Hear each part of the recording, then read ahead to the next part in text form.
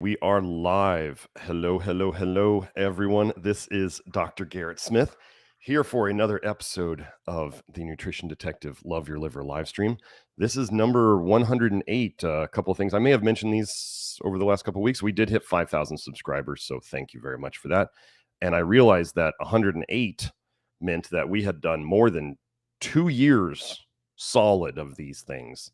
Every week, I have not missed a week. I didn't know that in like the podcasting world or live streaming world that not missing a single week in 2 years is quite an accomplishment. So I'm pretty excited about that. Let me get into the chat. And so just so you know, if you saw the scheduled one,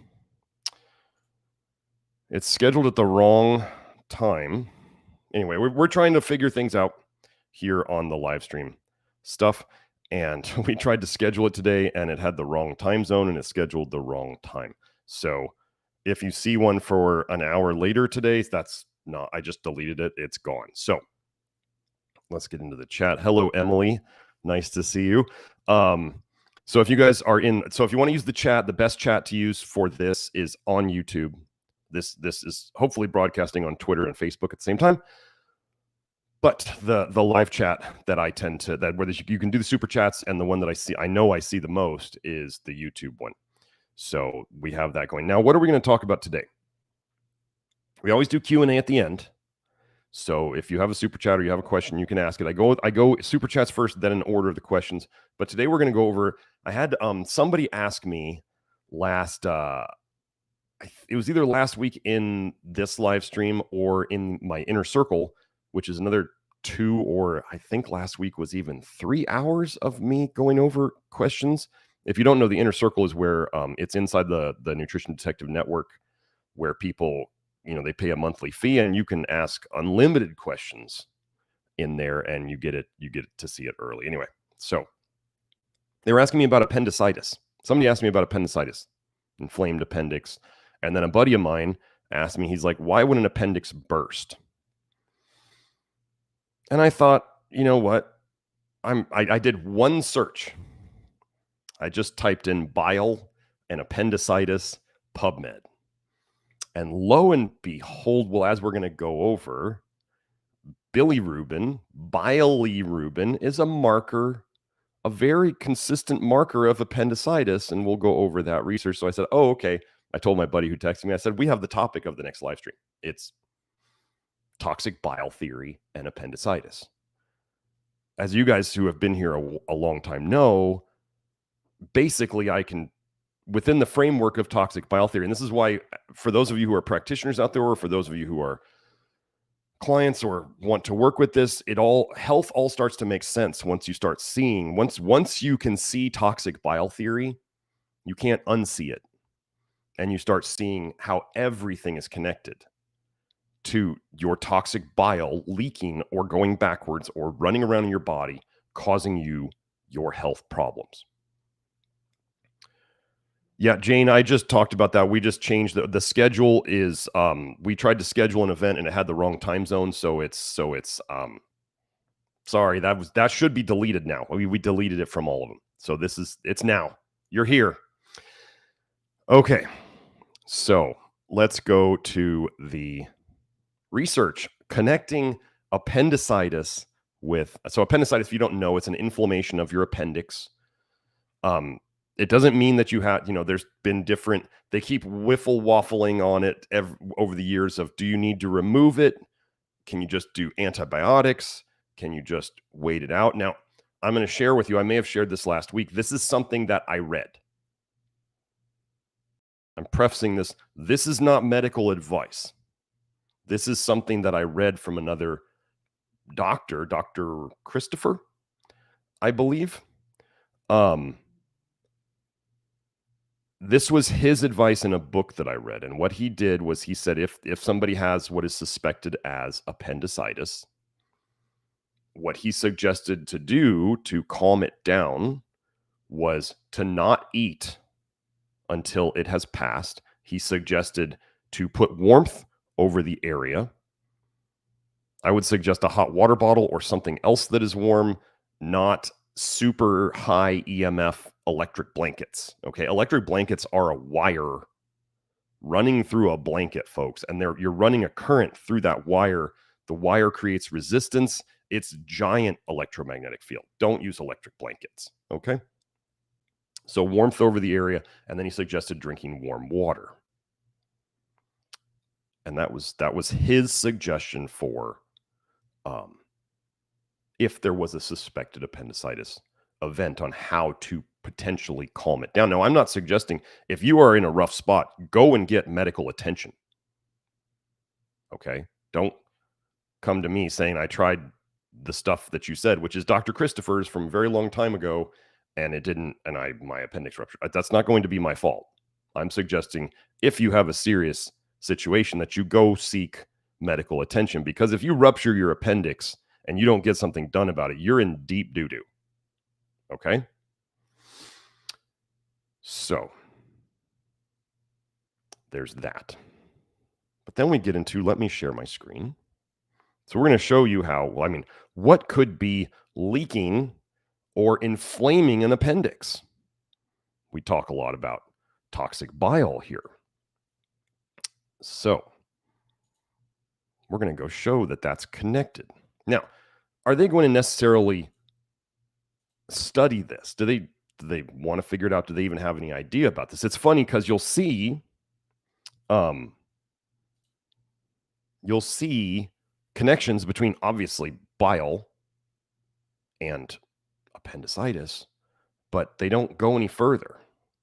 So let's do this one. So I got this new cool little highlighting thing now that stays put.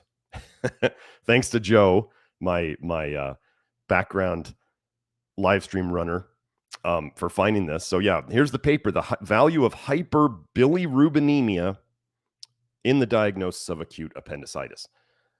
Hyper, too much. Bilirubin comes in your bile. It's supposed to go in your bile. It's not really supposed to be leaking into your blood. And then emia means in the blood. So the value of measuring is what they're saying, the value of measuring high bilirubin in the blood in the diagnosis of acute appendicitis. I'm not going to spend a lot of time on each one of these, but let's go over this. Here we go. The mean or average bilirubin levels were higher for patients with simple appendicitis compared to those with a non-inflamed. Oh, wait, let me make this bigger. And then do the link. Sorry about that. I'm a little, got to get back on my game here. The mean bilirubin, what did I just do? Joe, I just did something. There we go. Okay, sorry. Wrong screen. I made the wrong screen bigger. There we go. So the mean or average bilirubin levels were higher for patients with simple appendicitis compared to those with a non-inflamed appendix. So that means there's more bile in their blood. More patients with simple appendicitis had hyperbilirubinemia, high bilirubin in their blood, on admission, 30% versus 12%. And the odds of those patients having appendicitis were over 3 times higher. Hyperbilirubinemia had a specificity of 88% and a positive predictive value of 91% for acute appendicitis. That's very high, folks. Patients with appendicitis who had a perforated or gangrenous appendix, gangrenous is like, basically think of it as it's like rotting inside your body, okay? Patients with appendicitis who had a perforated, that's a hole leaking, a hole, wait, do we talk about leaking things like actual holes? Patients with appendicitis who had a perforated or gangrenous appendix had higher mean bilirubin levels and were more likely to have hyperbilirubinemia. The specificity of hyperbilirubinemia for perforation or gangrene was 70%. Okay, so we have the start. They're measuring bilirubin in the blood, and they're saying higher levels during appendicitis is basically expected. Okay, so there's another one. I think we have to wait a second for the highlighter to come on. Anyway, here's the paper. Bilirubin, a diagnostic marker for appendicitis. Well, where's my little highlighter? Where'd it go? Anyway. Conclusion. Our findings confirm that hyperbilirubinemia has a high specificity for distinguishing acute appendicitis. Same thing as before, different study, especially when perforated, from other causes of right iliac fossa pain. That means right above your pelvis on the right side, over kind of close to the front bump of your pelvis. Okay, right iliac fossa pain, particularly those not requiring surgery. Okay, so we had another one. This one was what year? 2013. This one was, what was this one? 2011. Oh, there it is. There's my highlighter. It just popped back up. Okay. So now here we get into some interesting stuff. So we now have 2 studies showing high bilirubin in the blood is associated with acute appendicitis, and even more so with perforations. So the clinical importance of bilophila, however you want to say it, Wadsworthia. Okay, so this is an important thing. We talk about gut biome a lot. Your gut biome, your gut bacteria, your probiotics can make your bile less toxic or more toxic. Okay. This is how, when you read, let's say you've gone and read on websites, that sell probiotics, and you see some of them saying, you see in the comments, you see the reviews, and some people are saying this probiotic changed my life in like a week. And you go, how does that work? And, the people selling it to you on the internet who are just like, gut biome is everything, right? They'll be like, well, your gut biome is just everything. And you go, what's the mechanism? And they'll just say, it helps your immunity, it lowers your inflammation. They just use all the keywords, all the symptoms that it addresses. What are probiotics? What is fixing your gut biome fixing? It is fixing how toxic your bile recipe is and how much bile gets in, because if your gut biome is making more toxic secondary bile acids, which are the most toxic of all of them, those will eat holes in your gut and in your bile ducts, and they will make more bile leak into your blood. So 2 of the things I talk about, one is the recipe of your bile, the recipe of it, what's in it, copper, iron, manganese, certain bile acids. And then the other one is how much is leaking into your blood. Those are the 2 big things. So let's go back to this paper then. Let me make it bigger. Bilophila wadsworthia is an anaerobic gram-negative asaccharolytic urease positive bile resistant. Bile resistant. They made sure to note that. Catalase positive bacillus originally recovered from infections in patients with gangrenous and perforated appendicitis. So they're finding a bile resistant bacteria in the appendix of people who had it. It was gangrenous. It was rotting basically inside their body, and perforated appendixes in the appendicitis. Okay. Where is it found normally? Bilophila is found as normal flora in feces. Okay. And occasionally in saliva and in the vagina. Okay. We're going to go over saliva in just a second. So how does bile and the bacteria that are associated with it get into your saliva? Well, if it gets into your blood, which is toxic bile leakage, cholestasis, liver injury, this is what we talk about here all the time. If it gets into your blood, your saliva is made from your blood. Okay, so that makes sense. But also if you have GERD, or what they call acid reflux, is really bile reflux. Okay, which is going to be very coincidental as we get into some of these papers right now. So I want you to think of when you have bile reflux, or when you have nausea, or when you have vomiting, it is bile in your stomach. It's going backwards from the small intestine. So the liver makes the bile. The bile goes into the bile ducts. The bile ducts then go down to the the small intestine, towards the start of the small intestine. And then if there's a problem, they'll back up into the stomach. Okay, this is GERD. Okay. This is why those GERD drugs, The supposed acid blocker drugs have such horrible side effects and actually cause more diseases is because the way they work on your acid reflux is they stop you from making bile, or they send the bile back into your bloodstream instead of it going back up into your stomach. It's gonna go somewhere. Your liver's gonna keep trying to make it. It can go right straight out of the liver into your bloodstream. That's called intrahepatic cholestasis. From within the liver, from within the liver, hepatic cholestasis, bile stagnation or bile going the wrong way. So that means it never goes into your bile ducts. It never goes into your small intestine. It never goes into your stomach. So your GERD goes away while your other diseases begin and fester and worsen. This is how a lot of drugs cause disease later. So anyway, let's keep moving on. Oh, wait, was I just talking about GERD? Wait, did I put the link in there? Did I do the link? I didn't do the link. Here we go. Let's get the link for that last paper. Okay. Association. The paper is called Association Between Gastroesophageal Reflux Disease and Appendicitis, a population-based case control study. Imagine these being connected because they're all connected through the toxic bile. Hopefully this is making sense now. Appendicitis and gastroesophageal reflux disease, GERD, are both prevalent diseases and might share similar pathological mechanisms. Why am I the only person out here figuring out how they're connected?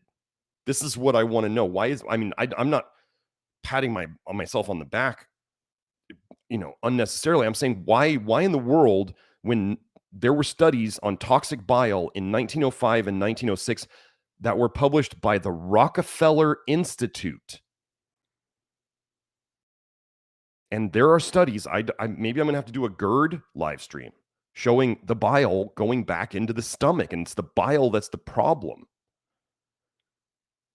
It's not too much stomach acid, folks. Your stomach is designed for stomach acid.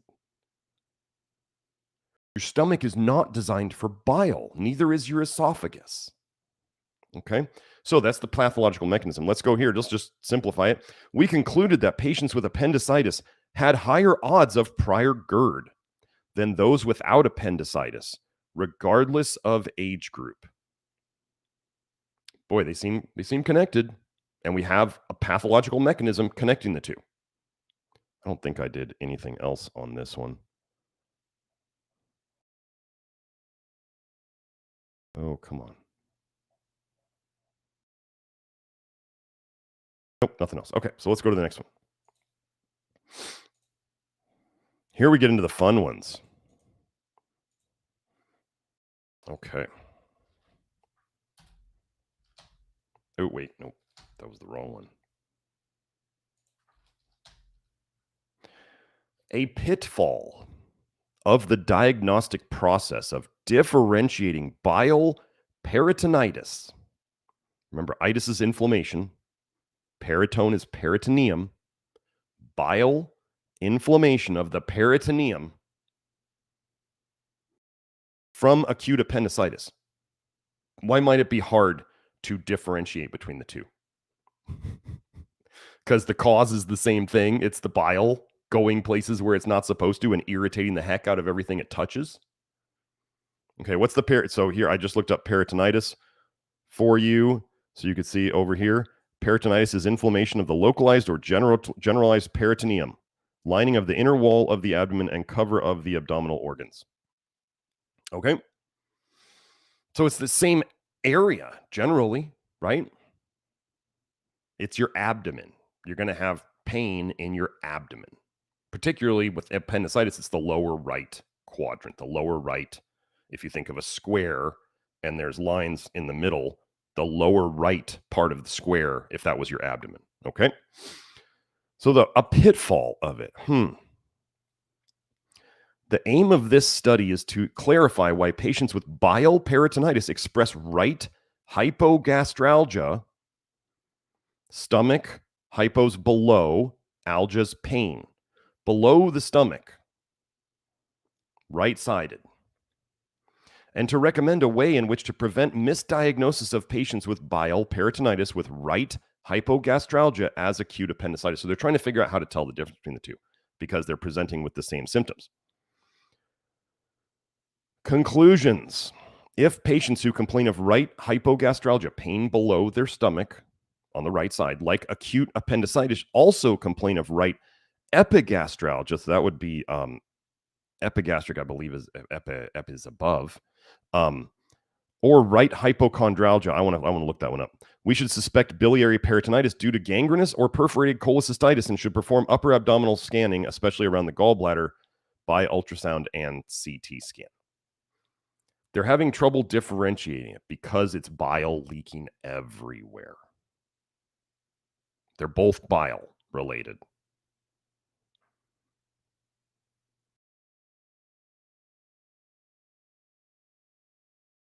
Now, for those of you who are in the Love Your Liver program, or for those of you who have heard me talk about agitators in the Love Your Liver program, one of the things that will cause you to dump more bile, this is not bad. Okay, so let's be clear. Why do people who live in warmer, okay, so you have to remember, we have been handing down toxicities to our children. We have been handing down genetic damage due to these toxicities. We have been handing down nutrient deficiencies. Every generation is getting weaker and sicker because these things are handed down. Your baby is not born a blank slate. It's nonsense in the emotional side of it. It's nonsense in the genetic side of it. It's nonsense in the toxicity side of it. It's nonsense in the deficiency side of it. You can't have a mother who's deficient in something not make a baby who's deficient in something. Although the mother will raid her stores to give the baby whatever she can. And this is why a lot of you moms have felt worse and worse after every baby, because you've gotten more deficient. Because a mother wants to give everything she can to her child, even if it means she sacrifices. So you will give the baby nutrients that you don't have enough of to propagate the species. The problem is you will also give the baby toxicities that the placenta couldn't handle. Think of the placenta as a third liver. The mother, the baby, the placenta. It's a third liver. It's a disposable liver. Don't eat it. Throw it away. Okay. But one of the things that will cause bile dumping is warm weather. You have to realize the difference between back when people were less toxic and less nutrient deficient. More bile dumping, they had less bile leakage. More bile dumping means they could detox faster. This is the thing you have to understand about the bile. The bile is how you detox. But the bile is also, if it's leaking, it's what's making you sick. This is the problem that modern medicine and even alternative medicine, they can't understand. They can't wrap their head around. Bile is it's part of detox, but if it's leaking backwards and we push detox too hard, you're going to feel worse. This has to be a gentle process. It's a poison on the way in. It's a poison on the way out. You don't just, and then here's the other thing I talk to people about. If you're going to be dumb, you better be tough. You want to push detox really hard, it's going to kick your ass. And everybody here in the chat and everybody in the Love Your Liver program, and everybody's going to be like, well, I was doing this and this and this and this, and I don't know why I feel bad. It's because you pushed too hard, dude. That's all. You thought you were going to be tough. And you were going to be the toughest guy who ever came through this program. You're going to show everybody how fast you can detox, and you got your ass kicked just like everybody else. I'm not going to sit here and say that this can't. There is the possibility of people pushing too hard and making themselves feel bad. Now, another thing that has developed out of this is there are groups out there advocating doing things that actually store more vitamin A in your liver, which over time, which in the short term can make you feel better, but in the long term, they make you feel worse because they slow down your bile production and excretion. Like vitamin A slows down your bile production and excretion. Vitamin D supplements slow down your bile production and excretion. So people can feel better. There's even vitamin A detox people talking about eating eggs. It's nonsense. Oh, but wait, we might get into the connection between eggs and irritable bowel disease and appendicitis later. We might. You egg folks, I just stop. So, warm weather speeds up chemical reactions. Warm weather, like, you know why you do a warm up before you work out, right? Because warm muscles work better. Do you want to know why everybody has such a fit about cold immersion? Why is it helping them? Because it's what, well, if warm weather warms up muscles and makes them work better, then what would cold do to muscles? Would it tend to slow it down? Let's just say you have a bunch of people out there saying they're doing a bunch of cold water immersion and their autoimmune diseases are going away. Where'd they go?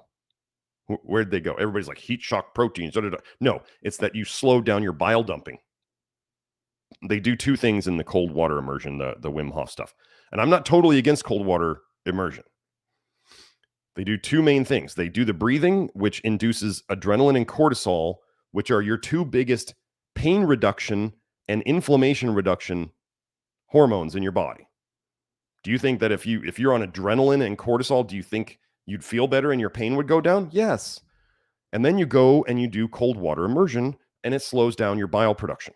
So you have less bile coming out, less bile leaking into your blood, and you feel better. This is how it works. So now we get to see this. I don't know if I've ever seen this paper before, but we have, so let's go into it. Association of appendicitis incidence with warmer weather independent of season. I talk to people about like heat, sweating, sunlight. These are three what I call agitators. Really what we could call them is bile dump triggers. So if now we're establishing that appendicitis is associated with more bile in the blood, then triggering more bile dumps would then be associated with appendicitis. Does that make sense?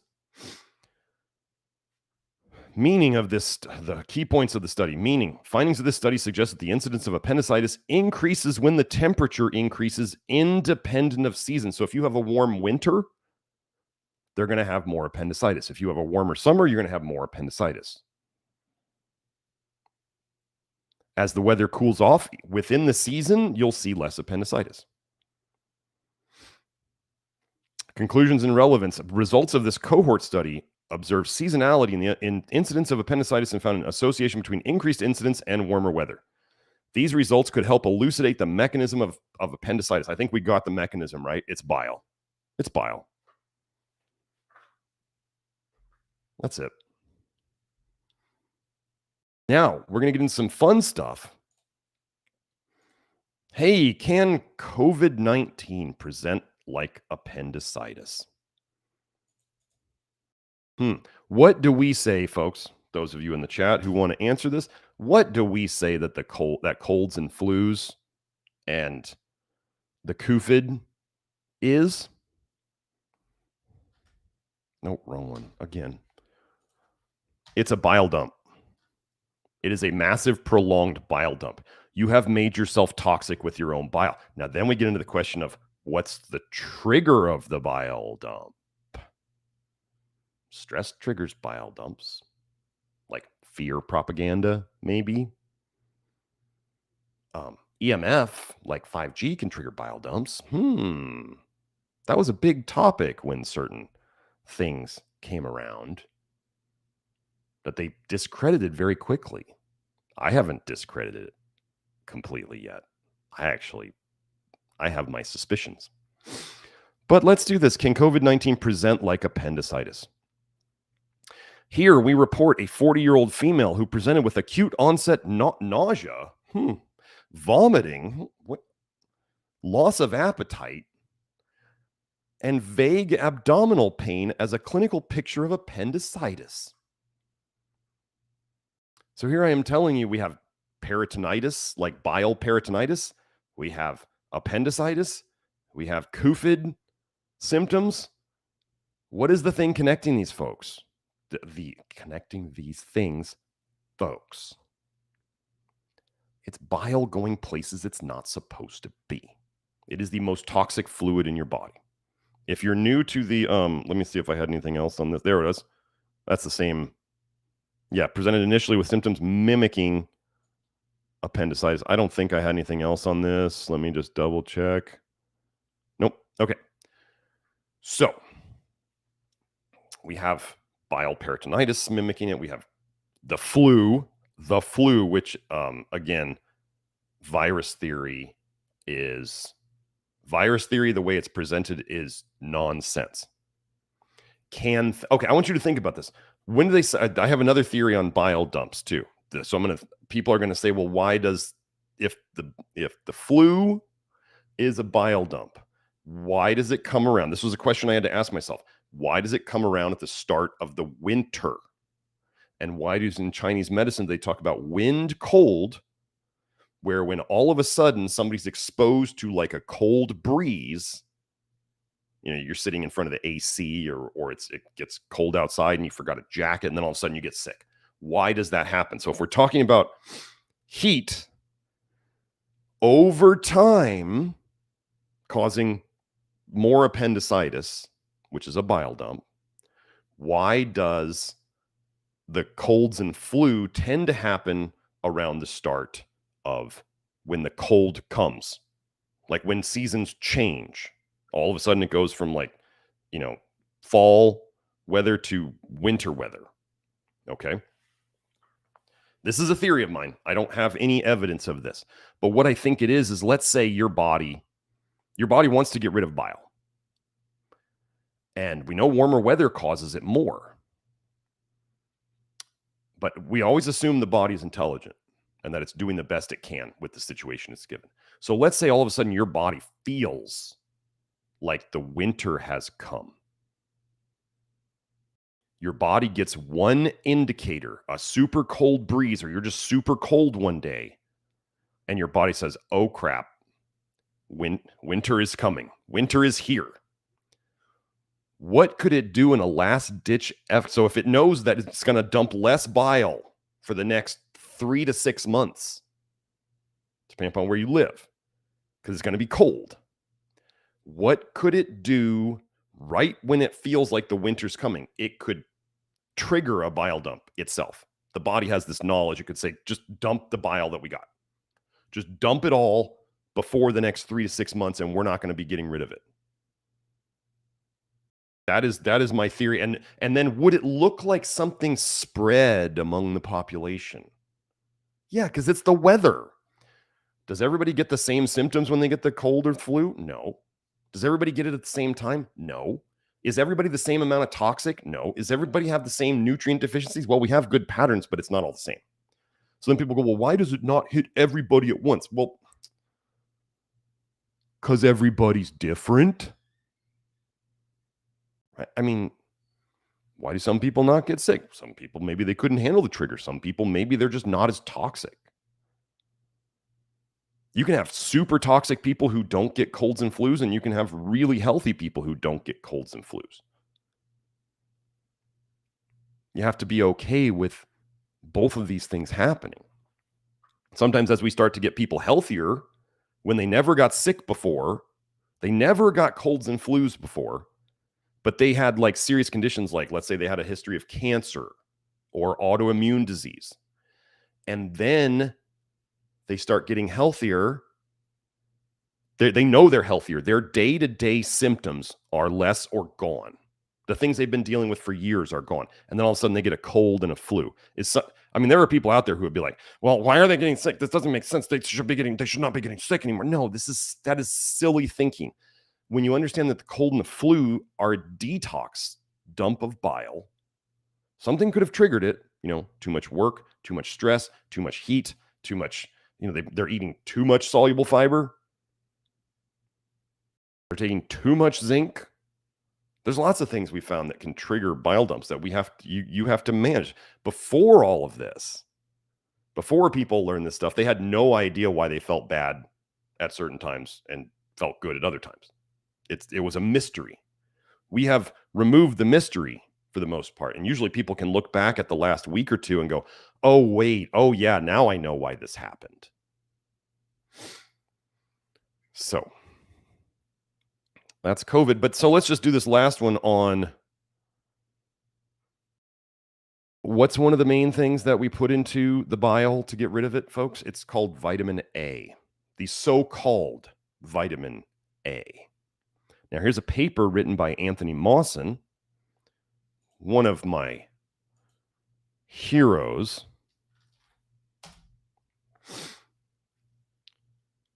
Called liver damage and exposure to toxic concentrations of endogenous from within retinoids in the pathogenesis of COVID-19 disease hypothesis. So is anybody going to go and study this? No, nobody's going to go and study this. Do you think Bill Gates really wants anybody to find out that vitamin A is why this COVID spread when Mr. Gates gives free vitamin A prenatals to third world countries, and he helps with the vitamin angels, and the World Health Organization gives vitamin A vaccinations? I posted that on Twitter the other day. Do you think they really want people to know that they're self-poisoning? Review of the literature reveals that COVID-19 disease closely resembles an endogenous, from within, form of hypervitaminosis A.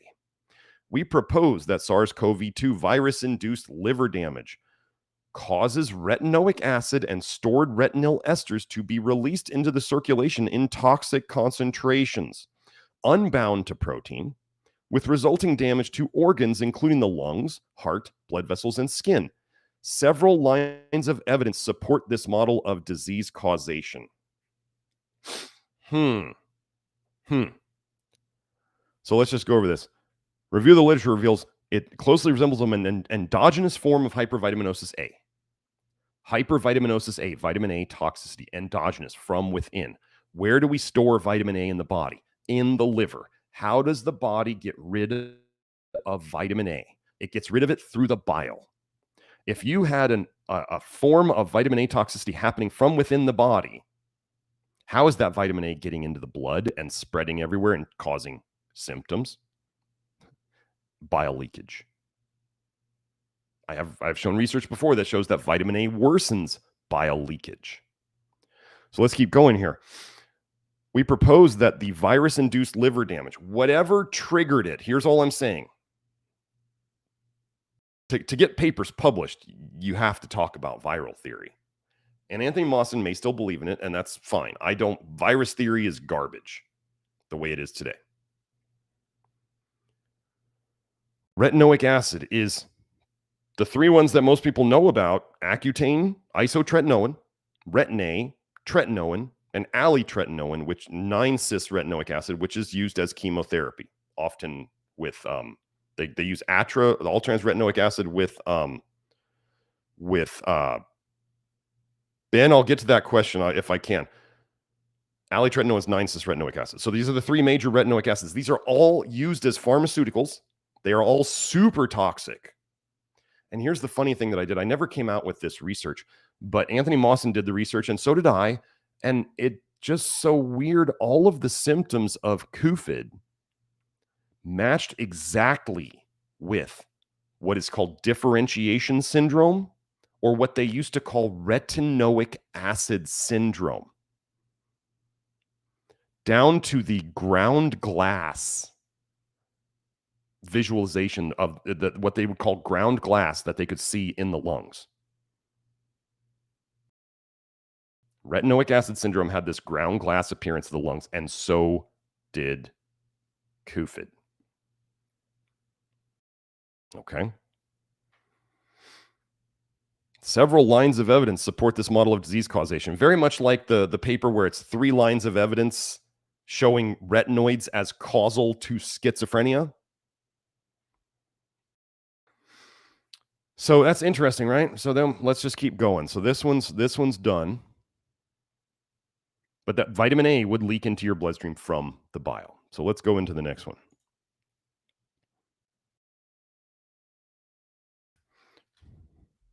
Ooh, I didn't want that. Why did the highlighting disappear? That is so weird. Let's go back. There it is. Okay. So this is actually not connected to appendicitis, but I found this paper today and I was like, oh my gosh, I have to go over this one. You know how, okay. So I'm going to show you how they're Pied Pipering everybody into doing toxic things.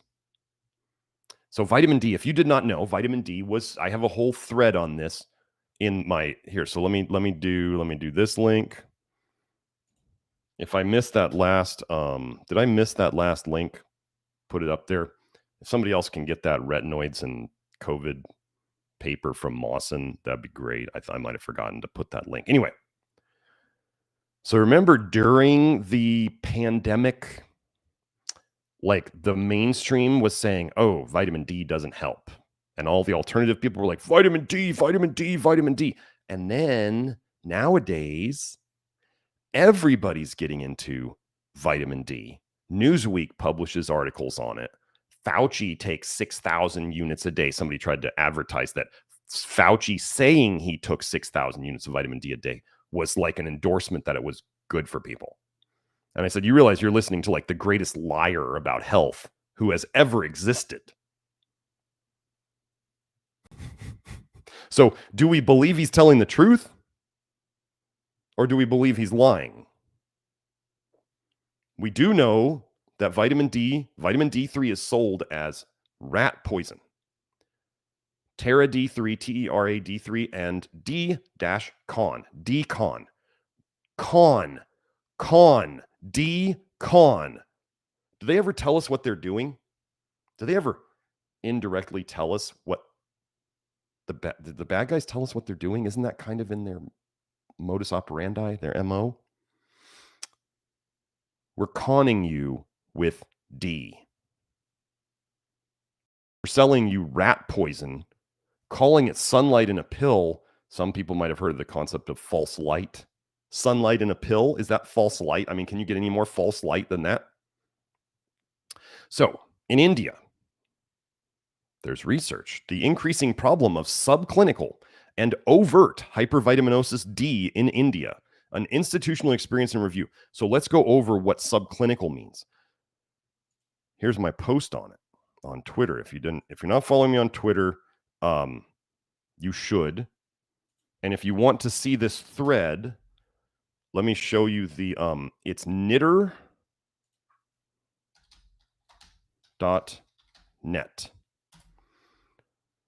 So knitter.net. If you take, did that not show up?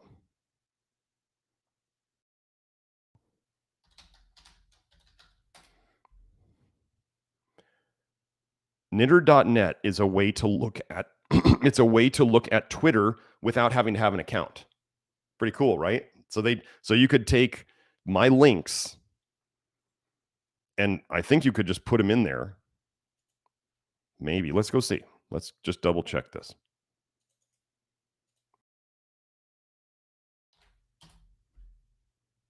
No, that didn't work. Okay. Why isn't this working?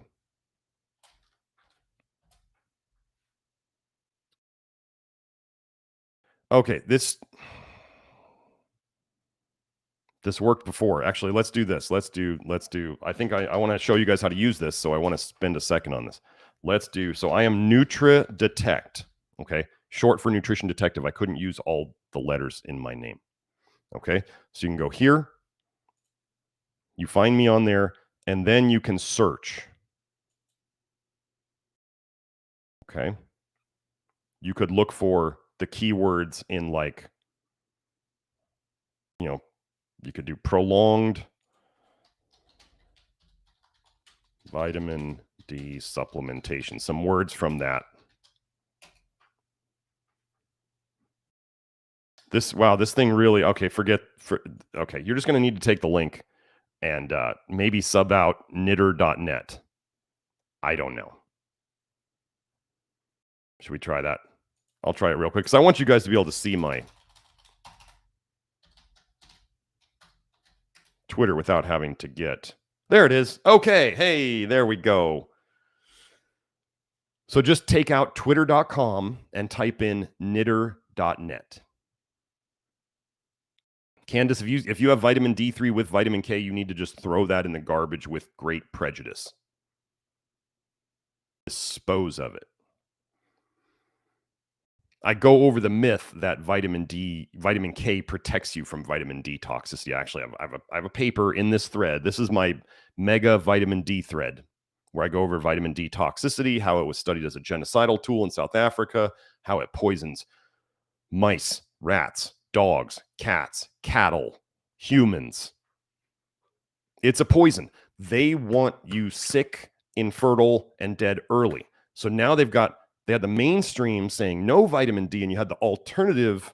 Oh, here, I'll share that. Let me share the knitter.net link. So first they have the mainstream saying no, vitamin D doesn't help, and then they have the alternative side saying everybody should do vitamin D in crazy, stupid doses. There was a person on Twitter the other day recommending 5,000 to 10,000 units of vitamin D a day. And you know what the word I used for it? Genocidal. Seriously. And then so what they do is now, after the pandemic has passed, look at all the research coming out saying vitamin D is wonderful. So the alternative people are still taking it, and now they're getting the mainstream people to take it. Do you see how they just duped everybody into taking it? Have you seen they're doing the same thing with ivermectin? You want to know? I just learned this from Kelsey, who is in my inner circle. You want to know what they found is really high in animal and like cow brains? That was a thing in the past it was a disease in the past. They found in mad cow disease, they were actually finding a mega dose of ivermectin in the brain tissue. And you can look this up. Go look up ivermectin in brain tissue, and you'll find all sorts of stuff about like 70 times higher ivermectin in the brain of animals. And then they had this weird disease show up. Okay. And you have people taking ivermectin like freaking multivitamins. So first, again, mainstream said no ivermectin. Alternative groups said yes, ivermectin. And now they're starting to have it come out saying doctors can use ivermectin. And the research shows it helps. They're duping you into taking a bunch of pharmaceutical poison. All of the vitamin D you take in supplements is made by pharmaceutical companies. So they win. Pharma wins. Guess who makes ivermectin? Pharmaceutical companies. Guess who makes hydroxychloroquine? Pharmaceutical companies.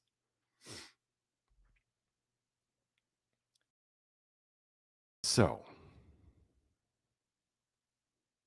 they want you sick and dead. So let's just go over this. So this is in India, right?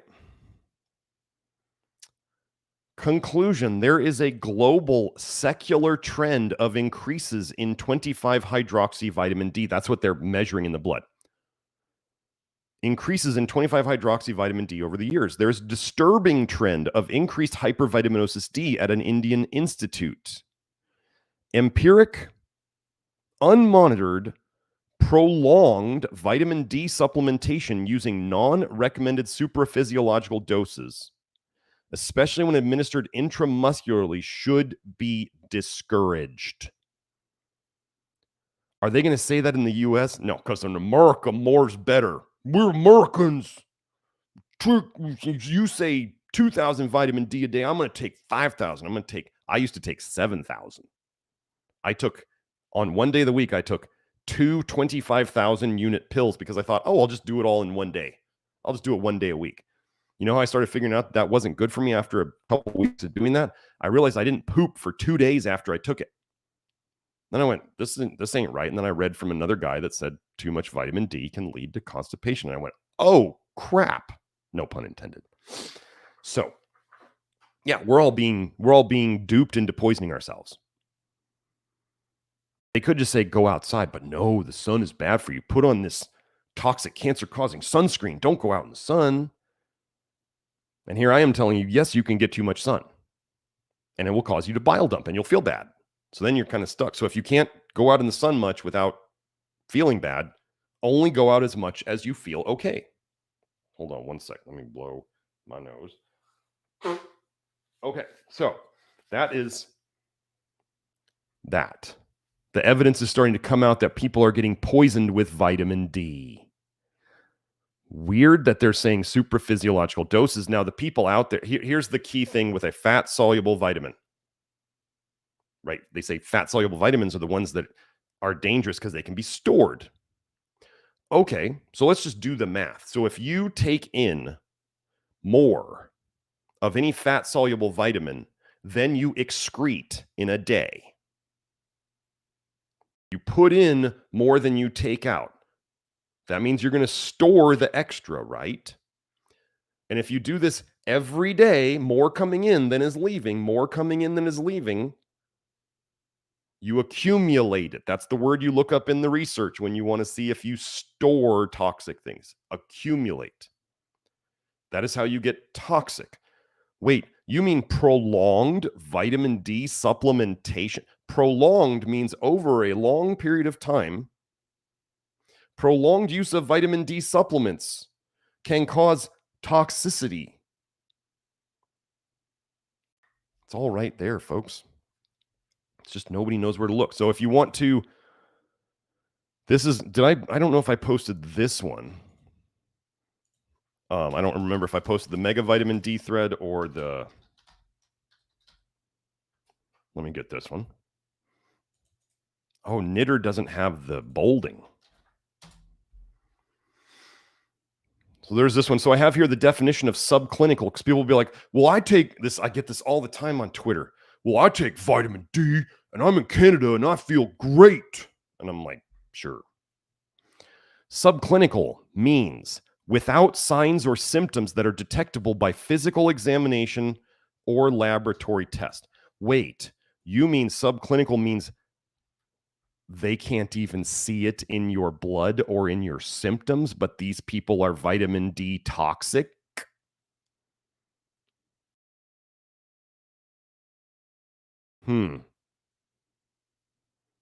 Here, we'll highlight it.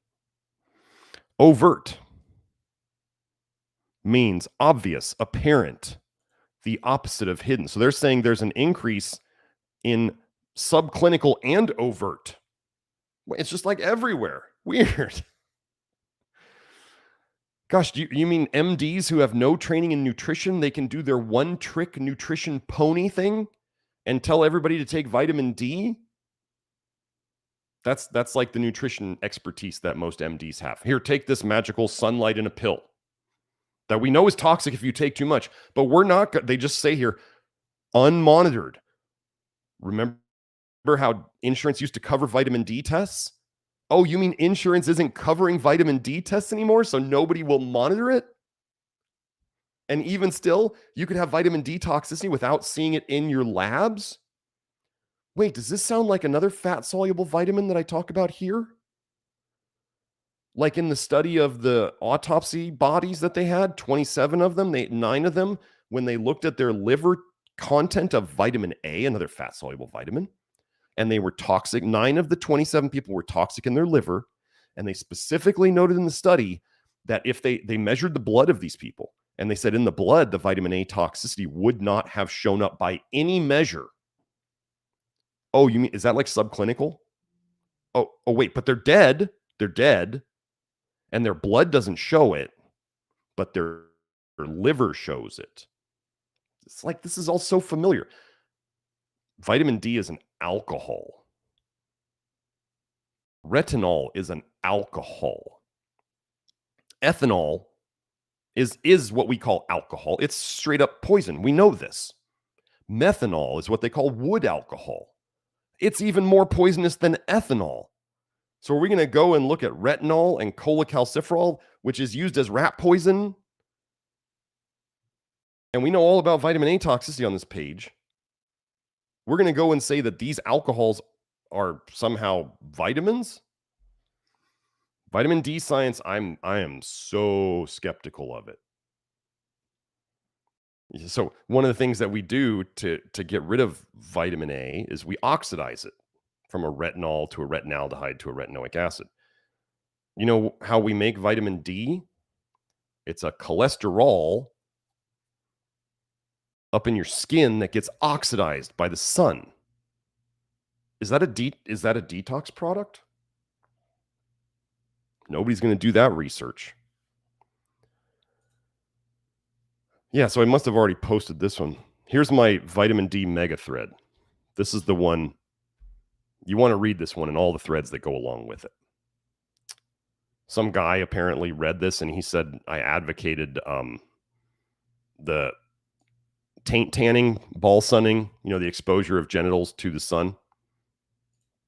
I didn't advocate it. I explained how it works to raise testosterone. Anyway, so please, as I was saying, like some guy, another guy said on Twitter the other day, he said, my threads are nearly unreadable. I'll put it to you this way. If my Twitter threads with all the research that goes into them are unreadable, you're not the right person for this. You don't have the capability of understanding how we've been poisoned. That's okay. You can go and take herbs and whatever else to cover it up. That's fine. He wanted like the TikTok version of how we've all been poisoned from multiple angles. Well, I don't do that here. I do the truth, which requires explanation because I'm telling everybody that what you're doing out there is wrong. What everybody else is saying, like vitamin D, is wrong. They do not want you around. And some people are doing this because they think it's in your best interest. They really do have your best interest at heart. But the road to hell is paved with good intentions, folks. So just because somebody sees everybody else saying something like a sheep, and then they tell you that it's good for you, doesn't mean that they're a bad person, but it also doesn't mean that they're informed. Okay? Now, let's go into the connection between vitamin A and everything here. Okay? Isotretinoin, 13-cis-retinoic acid, Accutane. Isotretinoin-induced inflammatory bowel disease. Is there a real association? And they're going to do their best to show that there is no association. But let's just go. So knowing where toxic bile is supposed to go, which is into your gut, and the more toxic the bile is, the more it will affect your gut. Let me go down here. Let me do that one more notch smaller. Oh, wait. Hold on. I know I put this over here. Wait. Okay. I want to be able to read this all at once. So you're going to notice, those of you who have followed me here, you're going to find a really big pattern of what I talk about here. Risk factors for irritable bowel disease include a family history of Crohn's disease or ulcerative colitis. Remember how I told you we were passing down toxicities and deficiencies? So there's nature and there's nurture. Nurture is like, so with nature would be genetics, right? But we're also passing down toxicities and deficiencies. So that can look like genetics, right? So you can say, I have cancer running in my family. No, you have a toxicity that's been handed down and a nutrient deficiency that's been handed down. So that's nature. And then there's nurture. Nurture would be you learned to eat the same crap that your parents ate. You may have changed it. Let's say your parents ate TV dinners and a bunch of crap out of cans and all that stuff. Not the cans are all bad, but they just garbage processed food, right? And so you grew up and a lot of us did this. You're like, well, I'm going to become a healthy person. I'm going to be a vegetarian. And you start eating soy and tons of brightly colored plant foods, and you're wondering why, and everybody else in your family's wondering why. They're looking at you and they're going, why are you so damn sick if you're so healthy? You ever walk around Whole Foods and see all these sick, healthy people?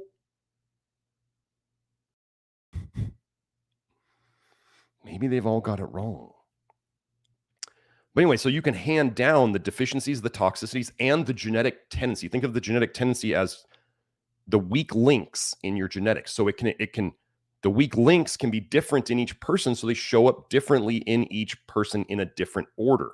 You can always, one person might have ulcerative colitis as their weak link, another person might have prostate issues as their weak link, and they might flip-flop them for the second weak link.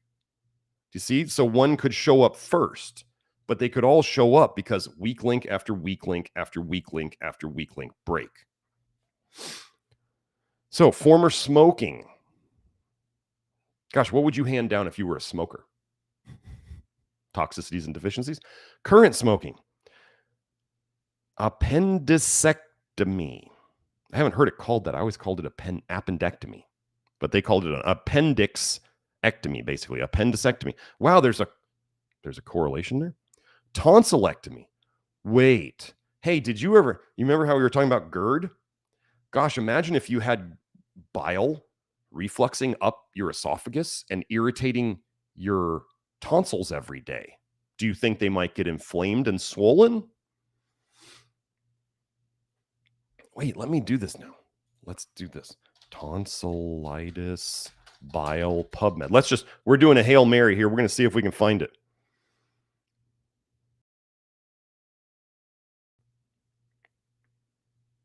Nothing's coming up, obviously. Oh, but let's do this. So let's go and do tonsillitis and GERD.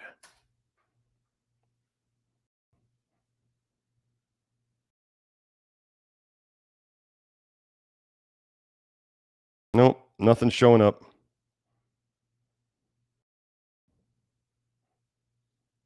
Okay. Nothing obvious, but so let's keep going. Meat and meat products. You know what I really don't like is when they group pork with red meat. Pork is disgusting. You should not eat it. Pork is filthy, full of parasites. Pigs are like the garbage disposals of the world. Like, don't eat pig. There's a reason why so many religions for so long have said, don't eat pig. Don't eat pig. It's simple. And as you get cleaner, you will lose your taste for pork. Pork will start to taste nasty, greasy, filthy, like just wrong. And if you've ever had to clean up pork fat, you know that pork is different than other fats. Just be done with it. But so they group pork with other red meats. This is where the studies go wrong, because we have tons of people on lots of red meat and they're getting better. Vitamin D deficiency. Okay, so here's what I want to show you. Go back to, if you want to go read my vitamin D thread, we're going to connect this later. Zinc and magnesium deficiency will cause vitamin D deficiency. Zinc deficiency will also cause vitamin A deficiency, because you know why? It all gets stuck in the liver and it doesn't make it out if you don't have enough zinc. Okay. So it's weird that you could take zinc and it raises your vitamin D levels, or in this study, in this paper, in this article, this thread, I also go over magnesium deficiency and vitamin D deficiency. You can take magnesium and it'll raise your vitamin D. How does that work? Where was it stuck before? The apologists on Twitter will be like, you need it for the vitamin D receptor, No, it's just, it was all trapped in the liver. It was stuck. So let's go back to, but this is this is the master thread right here. And we already posted it earlier. So then let's see. So let's keep going. Alteration of the gut microbiota. Whoa, did I just talk about gut biome? Making more toxic secondary bile acids if you have a messed up one. And psychological stress. Hey, did I talk about stress causing bile dumping? Weird, where does that bile go? Oh, it goes down into the guts.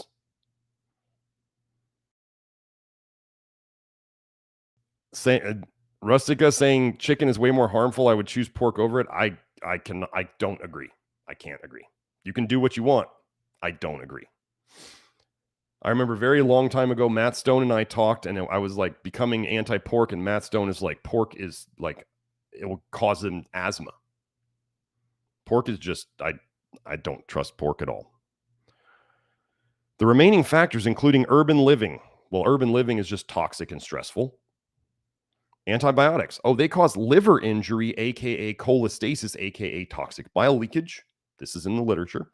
Oral contraceptives. They cause toxic bile leakage. They also cause you to accumulate copper and vitamin A in you get higher copper and vitamin A in your blood. Why? Because those are in the bile. Your body tries to get rid of copper and vitamin A in the bile, but you're leaking the bile into your bloodstream. That's how that all works. Cesarean section. Okay, so that definitely, there's not the gut biome benefit of being born through the vaginal canal. So then babies are born with bad gut biomes from the beginning. Isotretinoin exposure. Wow.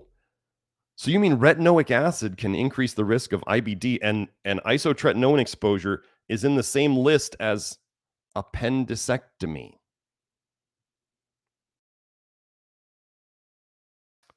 Let's keep going. Total energy. So that would be how much people are eating calorie-wise. Fat. Folks, don't do the fat philia, the love falling in love with fat that people are doing these days. More fat means you store more fat-soluble toxins. That's what it means. So eat the fat that's in your food. Leave it at that. Don't add a bunch of fats.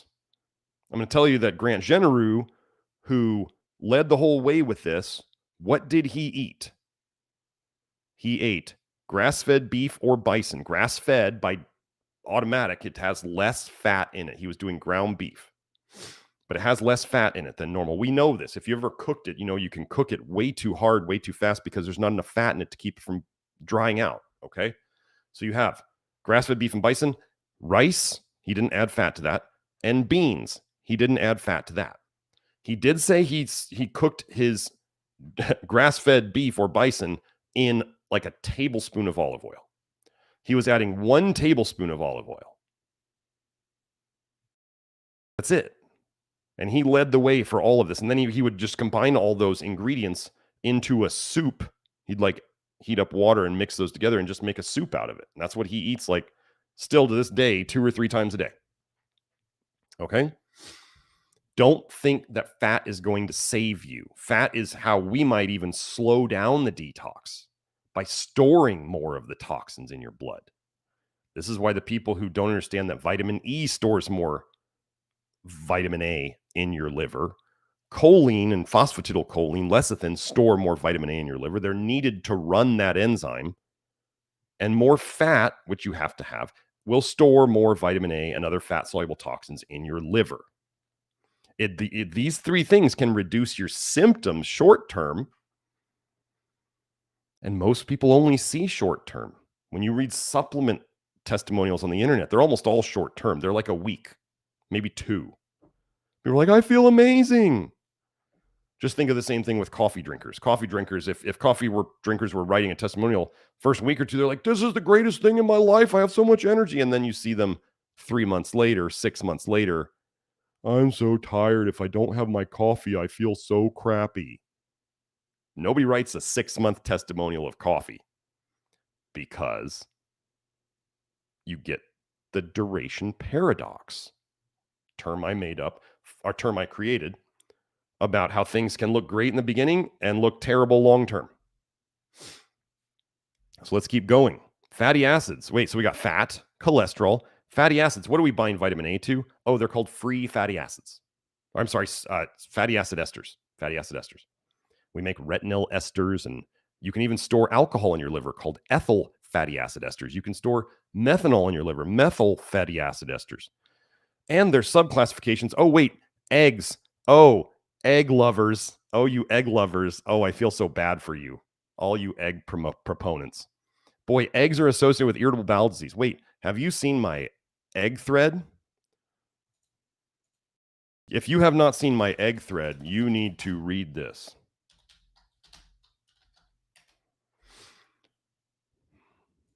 If you have no idea of how many diseases are connected to increased egg consumption, you need to know about this. And as I talk about in this thread, I say, I don't even talk about cholesterol. Everybody's like, but you can't speak bad of cholesterol. I don't mention, the only thing I mention cholesterol in this thread is I say, I'm not going to talk about cholesterol here. I'm just going to show disease rates.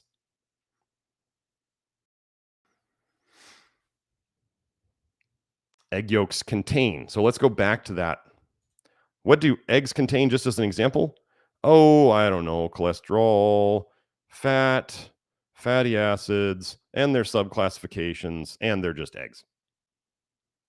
Don't add a bunch of fat to your food. If the only thing you did, so when people talk about PUFAs are terrible, PUFAs are bad. You can't avoid them if you eat whole foods. But don't add seed oils. Hey, there you go. If you don't add fats to your food, you get rid of the PUFA problem almost entirely. The PUFA problem came about because of industrialized extracted oils.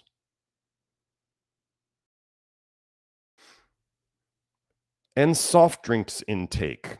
Soft drinks intake would be fructose.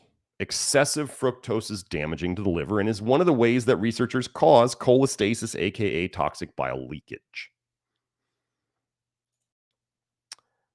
We're also found to have some association with irritable bowel disease in Western and Eastern populations. So this is all the same. So they put appendix into all these things that are related to bile, toxic bile theory. Okay. There we go. So yeah, there's the, I think I already linked this one. We have that one. Nothing on tonsillitis and GERD, sadly. And our last one. Oh, for all you copper lovers. I got one for you copper lovers. For you folks, protocol folks, revolution folks who thinks that copper is going to save your butt and fix everything, fix all your problems that you have. We just had somebody else come into the Love Your Liver program, the Nutrition Detective Network, the other day, who is, as they're learning this stuff, they're surprised they're still alive after how much copper they took. Copper is a toxic metal. I'm pretty sure copper is, I'm not going to go out on a limb and say copper is absolutely not necessary, but I'm going to say that copper is a toxic metal and you should treat it as such. You're not going to avoid it if you're eating food. There's copper in everything. You're not going to avoid it. You can minimize your exposure. Absolutely. But here, this is the last one I have on the appendicitis topic. Oh, and you folks, you bioavailable copper folks, you protocol folks, you're going to see something funny here. The alteration of copper and zinc homeostasis. This means, okay, whenever they say homeostasis, they're covering their butts. They're trying to be like, we don't understand why one went higher than the other, and they're not going to point the finger that like copper's toxic and that zinc deficiency is part of the problem. You can be sure as soon as you see this in the title, the alterations of copper and zinc homeostasis, that this is apologetics and they're trying to hide. They're trying to hide the bodies that you're about to see. In acute appendicitis and the clinical significance. Okay. So that here we start out. Copper and zinc are involved in inflammatory process. Well, obviously English is not their first language. And this is kind of a duh statement. Like, what do we need this here for? So what did they find in this homeostasis? The serum zinc concentration was significantly decreased in appendicitis, acute appendicitis. Now they're going to say the appendix contents of copper and zinc were significantly decreased. Okay, cool. We get to more stuff. In appendicitis patients compare with those of controls, while serum copper to zinc ratio, concentrations of ceruloplasmin, as well as ceruloplasmin activity increased significantly in acute appendicitis patients. Wait, so the protocol people and the bioavailable copper people, they love to talk about how ceruloplasmin is so good for you and you need it and you want it to be higher than, higher so that it makes the copper work better. I just showed more ceruloplasmin in whatever disease I went over last week. I can't even remember. I showed more ceruloplasmin there too. And now I'm showing more ceruloplasmin in acute appendicitis. Ceruloplasmin is a binding protein made by your liver to bind to copper to protect you. It's not to deliver it. It is to protect you from free copper. Free copper is absolutely toxic. Ceruloplasmin makes it a bit less toxic so you can get rid of it, hopefully through your bile.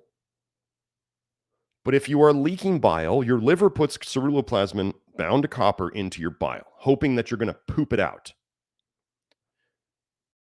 If you're leaking bile, what will we see ceruloplasmin do in the blood? It goes up. What were we connecting acute appendicitis to? Bile leakage. What do I fix all day, every day in people? Zinc deficiency, copper toxicity, vitamin A toxicity. So, low zinc in acute appendicitis patients. There was low zinc in the appendix. Okay? And then we see copper to zinc ratio. So there was more copper relative to zinc. It's not protective. The copper people will be like, oh, that's because the body was trying to release copper to protect you. No. Concentration of ceruloplasmin as well as ceruloplasmin activity. So there was more ceruloplasmin activity. More copper relative to zinc and more ceruloplasmin activity.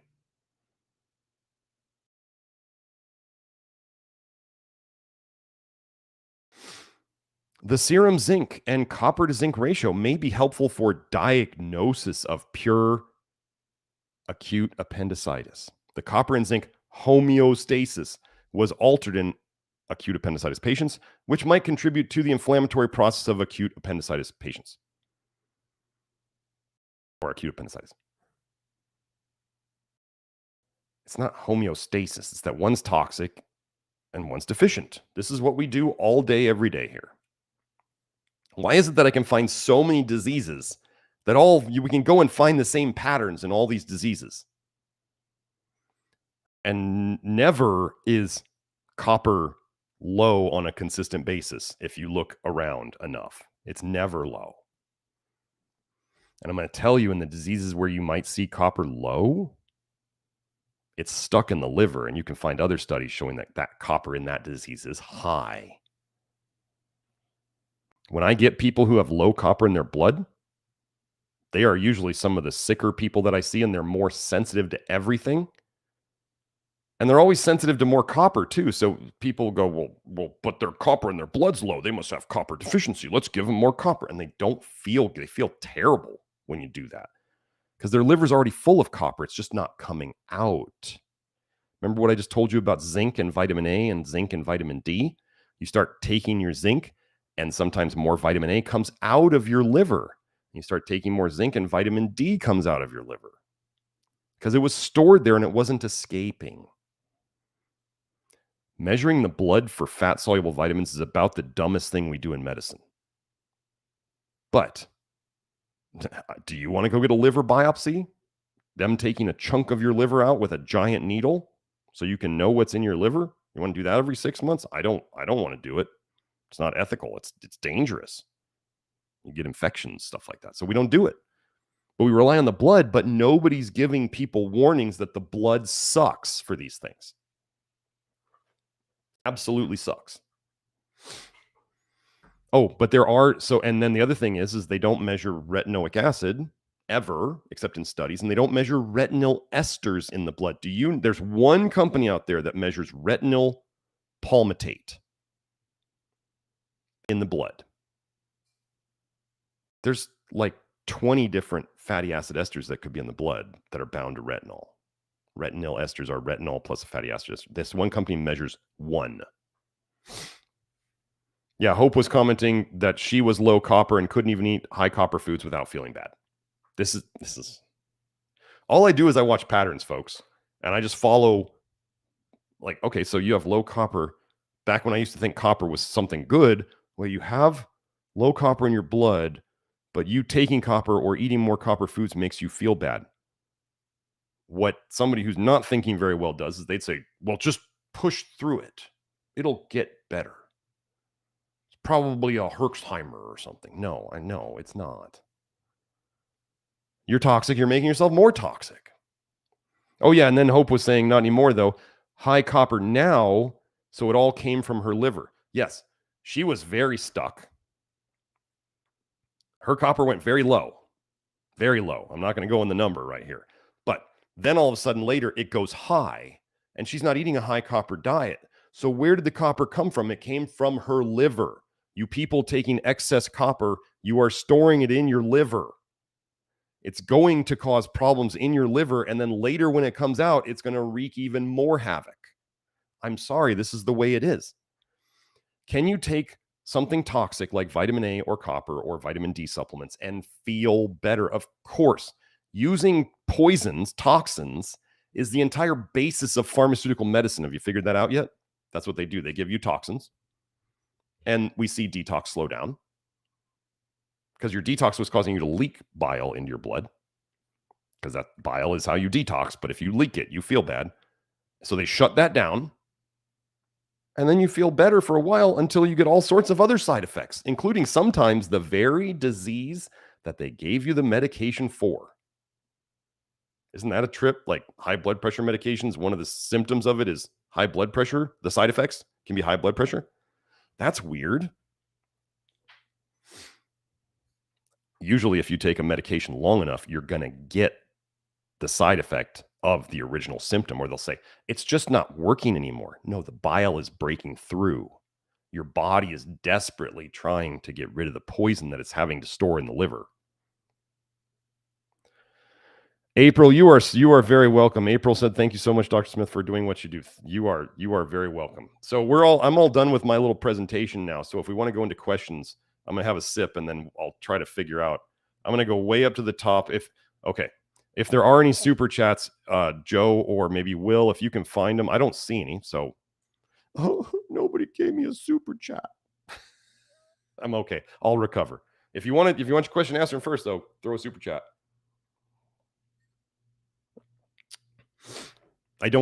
We have these pint glasses because I take my family once a week and we go to trivia at our local Whole Foods. And sometimes we've gotten first and we've got second a couple times, and they give you beer, pint glasses for winning. So that's why the only reason I have beer glasses around is because we win them at trivia. Okay, so let me see. Monica says, hi, Dr. Smith. Are you familiar with the term metalome? No. Here, let me go look it up.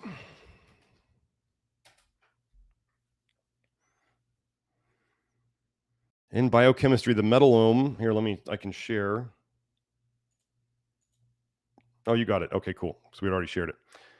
So from Wikipedia, and just so you know, people will be like, you can't use Wikipedia for anything. You can use it for simple things that aren't political.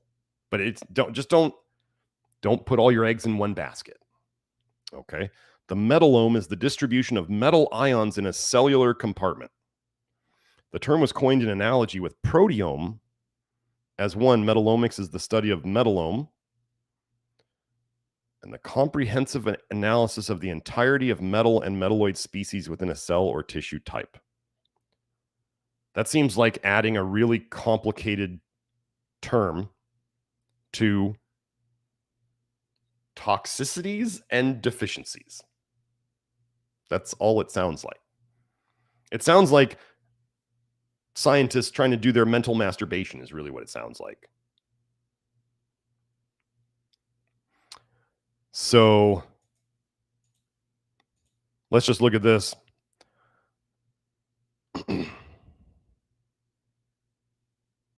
Wait.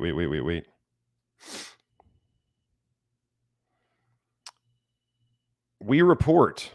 So, here's the mouse metalomic landscape of aging and metabolism.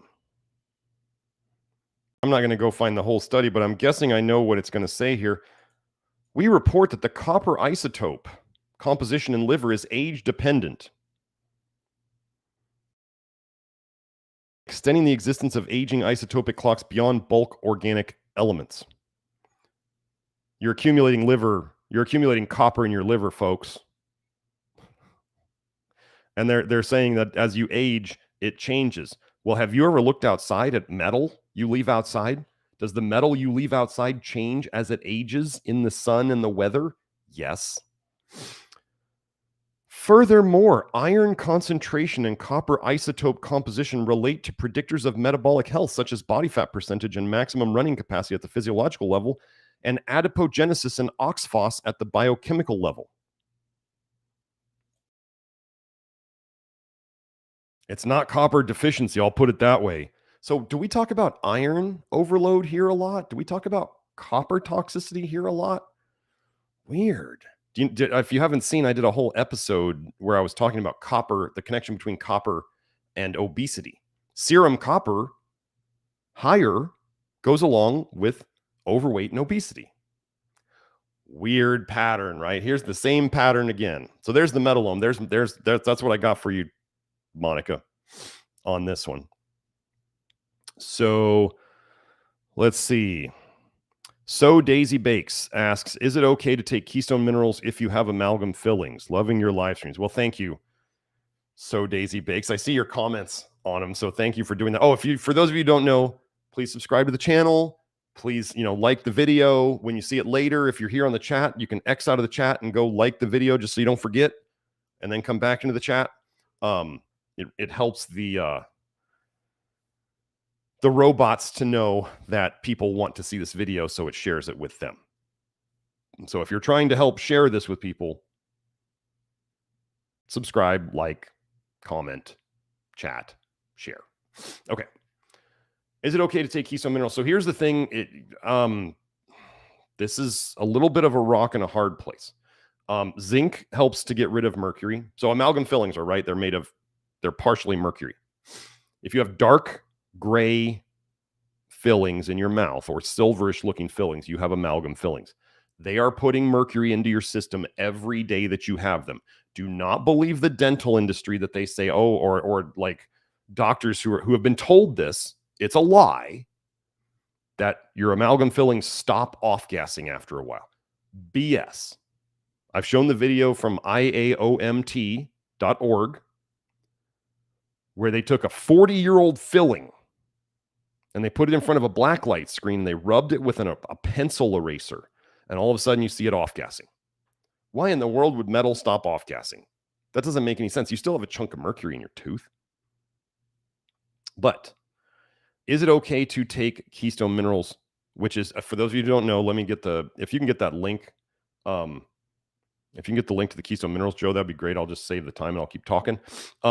Keystone Minerals is a combination of zinc, molybdenum, selenium, and then just the smallest amount of magnesium malate as a non-toxic capsule filler. I had to fill the capsule with something, so I chose magnesium malate instead of using all the other toxic garbage that companies use. So you get a little bit more of another mineral. I thought it was pretty smart. Anyway, the zinc dose in there and the molybdenum dose and the selenium doses are the doses that I have seen that they're kind of like foundational. Think of them as like a multi-mineral dose. They're things that like 80% of people would be okay with taking without having negatives, like they're taking too much of something, because that happens. Just because I made Keystone Minerals doesn't mean that everybody can take it. There's nothing that works for everybody. That's part of the thing. But people can be very, very sensitive to things, especially zinc, sometimes molybdenum. Sometimes people are super sensitive to zinc and they do really well with molybdenum. Sometimes people are really good with molybdenum and they're terrible with zinc. So anyway, that is Keystone Minerals. So two of the minerals you need to protect yourself from and detox mercury specifically is zinc and selenium. Okay. But here's the other problem. One of the sayings I have is if you want to stop intoxing before you start detoxing. What that means, so think about this. Every day you've got these mercury fillings in your mouth. Anything acidic or hot or chewing, like that eraser on it, is going to cause them to off-gas. You're going to absorb that gas into your tissues. You're going to breathe it down into your lungs. Lungs go straight to the blood, so then you've got mercury in your blood. Okay? The stuff that goes down into your digestive system has a bit of a longer way to get into the blood through toxic leaky bile, but still, you're going to have mercury in your blood because the toxins are already intoxing. You are intoxing. They're incoming. Okay? So then you start taking, let's say, more zinc or selenium or molybdenum or whatever than you can handle. It starts, one of the ways that good minerals detox you from bad minerals is they kick the bad mineral out of its spot. Okay. So if you start taking things that are causing you to dump toxic minerals out of their sitting spot, and that now goes into your blood, right? Because from the tissues, it has to go into your blood so it can get to the liver so you can get rid of it. So you have toxins coming in, and now you're taking something that is kicking something out. And now you have extra stuff in your blood because not only are you intoxing, but you're detoxing at the same time. And this is why a lot of people, when they try to do detox and they're still intoxing and they're trying to do detox at the same time, they just feel terrible. They feel worse than they did when they started. So, but the question becomes here, I can't say whether or not, because so zinc and selenium especially are protective against the toxicity of mercury. So they help you get rid of it, but they're also protective against the toxicity. But they can also kick it out of tissues. So this is one of those things where if you're not testing, and if you still have, I mean, first of all, for those of you who don't know, in the Love Your Liver program, I specifically say at the start of it, I say, before you invest a bunch of money in working with me or doing other things, get the fillings out of your mouth. Like if people had to choose one or the other, they have to choose between working with me or getting the fillings out of their mouth. What do? I do the ethical and moral thing of saying, I need you not being poisoned every day with mercury. So if you have to choose how you spend your money at any one time, go get the fillings out of your mouth. You will guaranteed be healthier. Like I just did something for you that's going to make you healthier. You may have to postpone working with me if you wanted to do that. But I'm here to try to get you healthier, whether it's working with me or not. Now, let's say if you try Keystone Minerals, if you decide to try one a day and you feel better from it, then you run with that. If you try Keystone Minerals and you still have the fillings in your mouth and you feel worse, you stop taking them and you either figure out some other approach or you don't take them until you've gotten the fillings removed.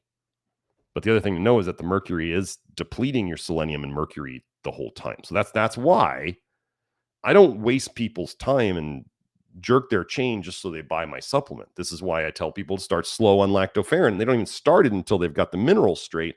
And I tell people don't take these minerals like I'm doing now. If you're still intoxing, the very first thing you do is you stop intoxing, which is one of the ways we do that is by getting rid of the amalgam fillings. Just remember, dentists signed up to put freaking mercury in your mouth. Do not trust what they tell you. Dentists are basically knee-jerk, oh, it's not toxic. Oh, it's not toxic. Oh, it's not toxic.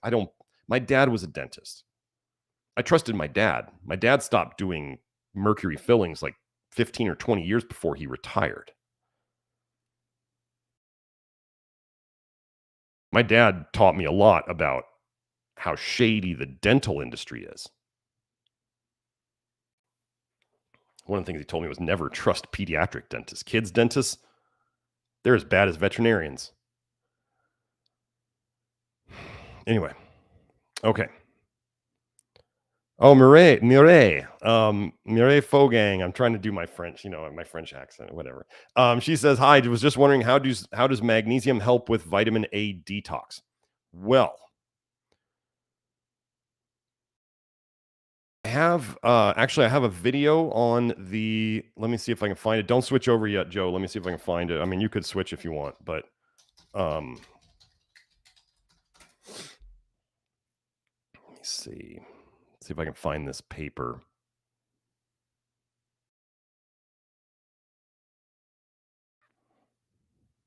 There is, I have a video on the YouTube channel, on this channel, that's basically vitamin A depletes magnesium. Okay, so how do these things interact?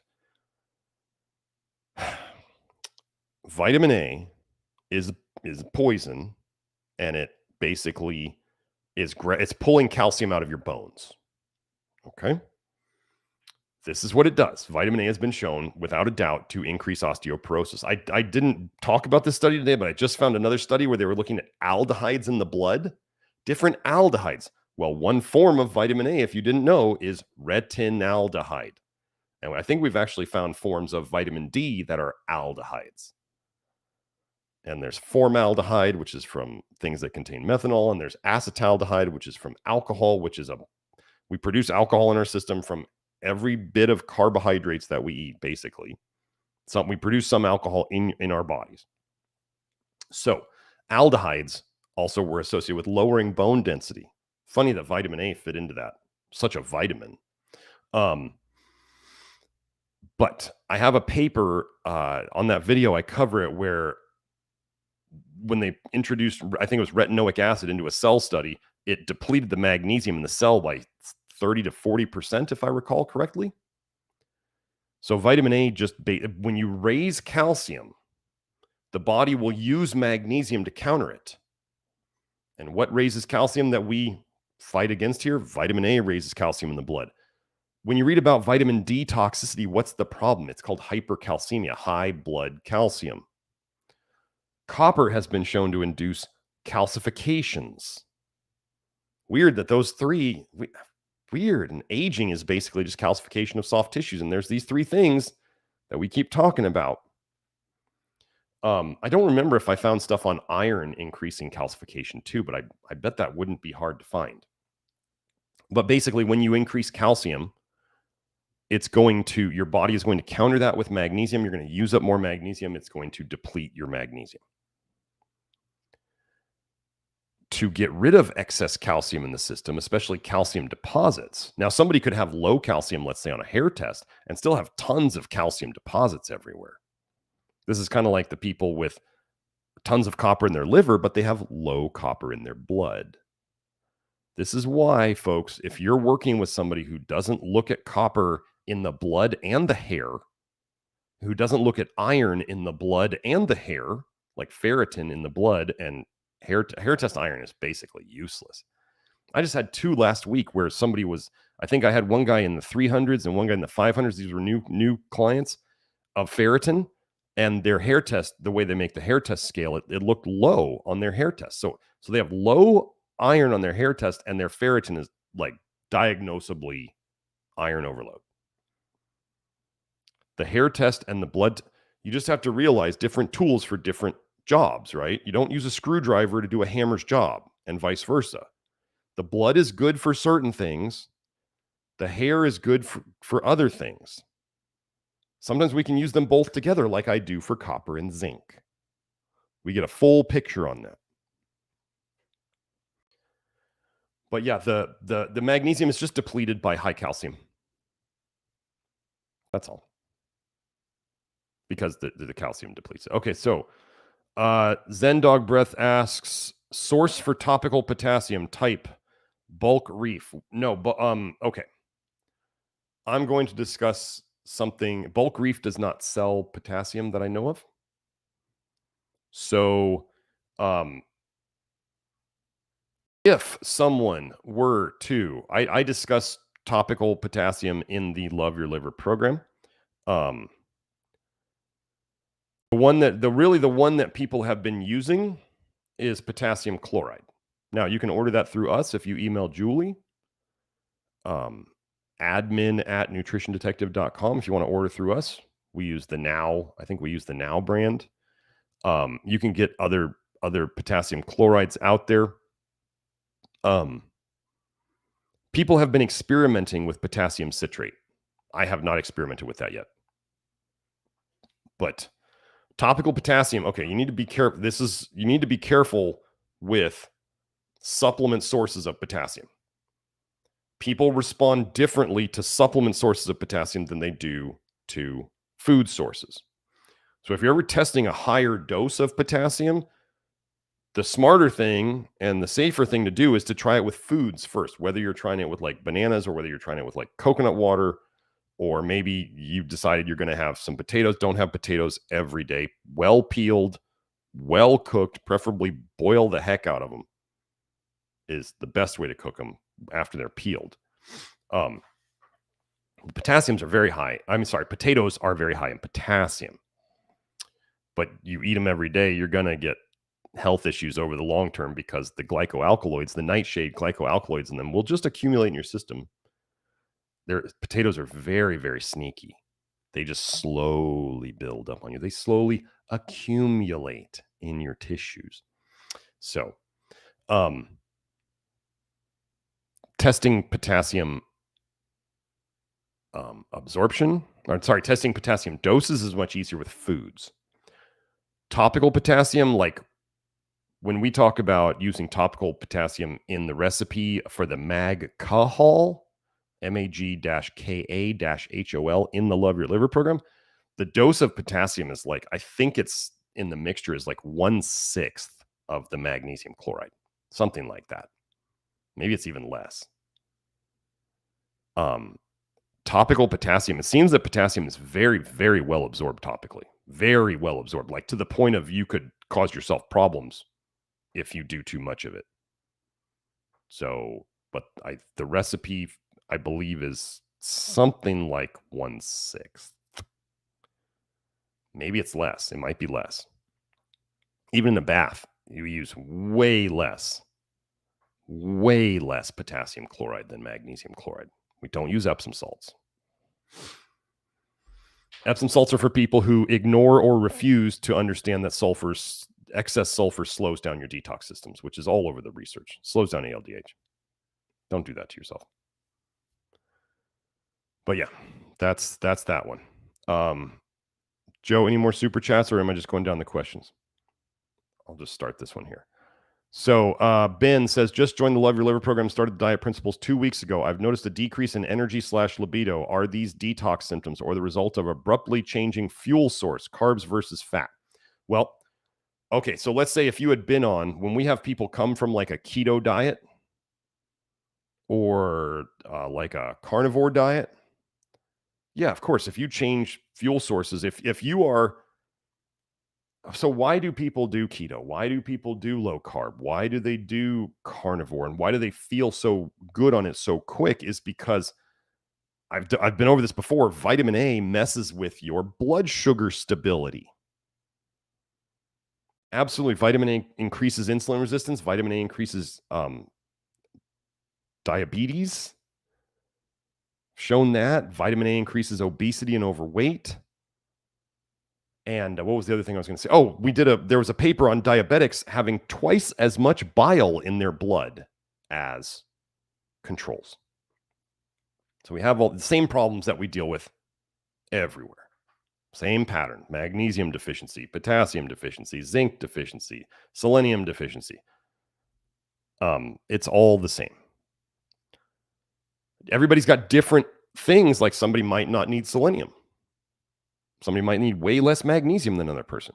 The patterns are generally the same, but the fix is different. Just like if a mechanic was looking at 2 different cars, right? And they hear the same noise in different cars. They're going to use different tools on the different cars because the cars are different sizes. And the cars have different builds of engine. You understand? So we're going to do the same approach, the same concepts, the same principles. But the tools we use and how we use those tools may be slightly different.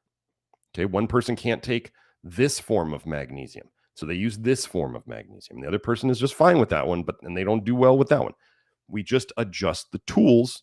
We keep the concepts, we adjust the tools to the person.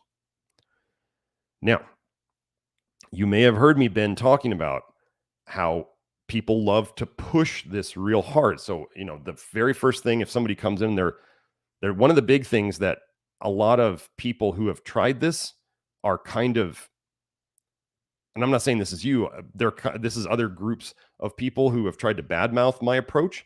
They're ignorant of the fact that this detox process will use up a ton of zinc. Zinc deficiency can cause all sorts of symptoms.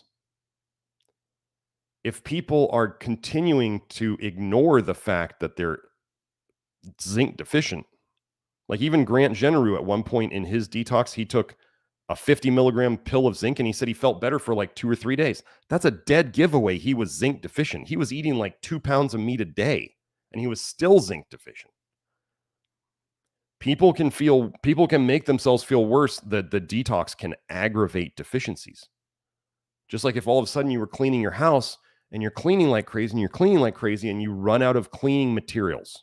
You understand?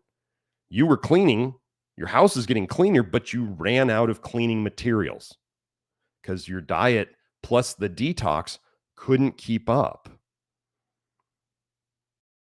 So that's like, it could be zinc deficiency. It could be excess soluble fiber. It could be that you're just not ready to put in that many carbs yet. If that's what you did, if you switch from a high fat, high protein over to like lots of carbs, you may not tolerate that. You don't have to eat that way. There is no diet protocol in this. This is why people always wonder why I don't give out what I eat. Because then people try to copy me. That's lame. That's not what I'm trying to teach you people how to do. I'm trying to teach you how to fish, not just show you what works for me. I don't do great on lots of starches. I do great on bananas. Sometimes I have 4 of those in a day. I don't do great on starchy foods like oats or beans, which is one of the things I definitely talk about in the program as being helpful for some people. Some people tell me beans, I can't eat them, Dr. Smith. And some people say, Dr. Smith, thank you for giving me the permission to eat beans that no other health expert would give me. They're like, I feel amazing. I eat 2 to 3 cups a day sometimes. I mean, this is crazy. So that's you.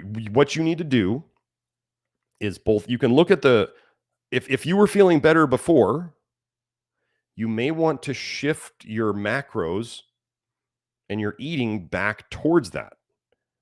When people dive in all of a sudden and they just change everything at once, then you don't know what you did that is causing you a problem.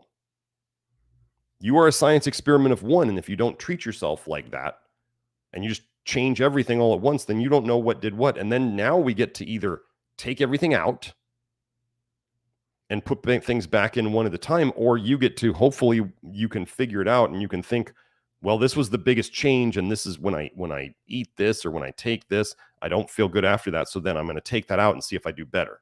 So you can either do it from the bottom up or the top down. But also, if you're not working directly with me, I don't have a lot of specific advice. But the biggest thing I would say that people do in the start of the program is they start cramming soluble fiber down their cake holes way too fast, even with all the warnings that I give. If Ben, go back and look at the articles that you've read and see all the warnings that I put in there. And if you kind of ignored a warning and you're just like, well, he said this was good, so I'm just going to do tons of it, and you didn't listen to where I say, if you're going to be dumb, you better be tough. And if you feel bad, you should back off. I say this over and over. And this is not just you, Ben, and not at all. This is why I talk about it like this, is because I do this all the time. Because my warnings, my precautions are often ignored. And then people do it for a couple of weeks and they're like, they were slowly feeling worse over the time, or maybe they felt worse right at the beginning. And then I'm like, how'd you feel when you introduced that? And they're like, oh, I didn't feel good. Well, that was your sign. This is something we deal with all the time. So what you might do, actually, Ben, the easiest thing, this is where you can lean on the Love Your Liver community, is if you go in there, post on the home space, say what you've changed since you started this. What are you used to be doing? What have you changed? What are you doing now? And I would bet you're going to get some great advice from the over 2,000 people that are in there suggesting what might be going on for you. This is the amazing thing about the Nutrition Detective Network, the Love Your Liver program. Inside of it is there's all these people who have done this before. And so it's almost like mentors or guides that can help with this. I bet they'd pin it down within like 5 comments. Hope is super helpful in there. So Hope made a comment here. My blood bilirubin is decreasing. Yay, it dropped from 0.4 to 0.2 in a month. This is what we're fixing, folks. We're fixing toxic bile in the blood, bilirubin. Okay. So then, let's see. Sam B said, you once said that everyone has their way of detoxing. Well, we have the avenues of our body where we tend to get rid of toxins, either the best or the fastest, where we tend to leak the toxins out of our system. So you were commenting, I'm continuing. Some have allergies, some have eczema, some have acne. I've thought of this relating to Accutane and how it cures acne. Does this mean it? Let me see. Hold on. Interferes with the detox process. Am I on the right track? You're absolutely on the right track. Yes, Sam. What is so let's go see. Let's just do this. Let me go over here and go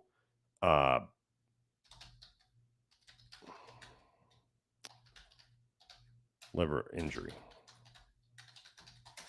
It's absolutely normal for in liver injury is cholestasis, toxic bile leaking in the bloodstream. You can go and transaminitis. I've never even heard of that term. Transaminitis.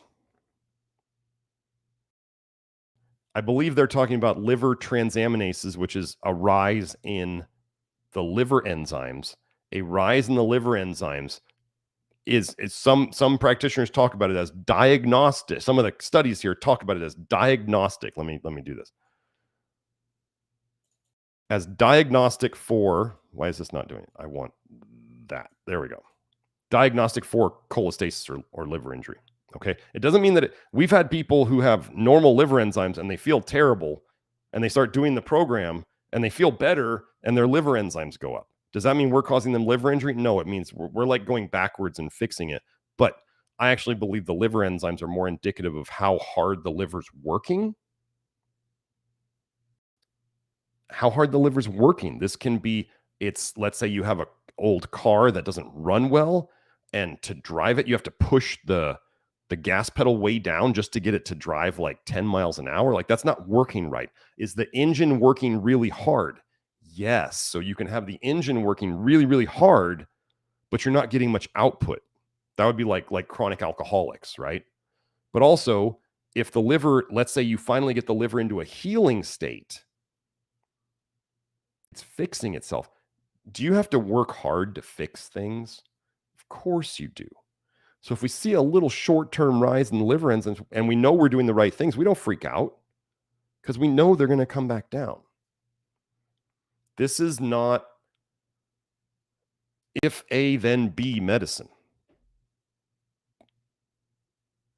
This is why having people around who have been through it helps, like the network or working with me or Nathan. So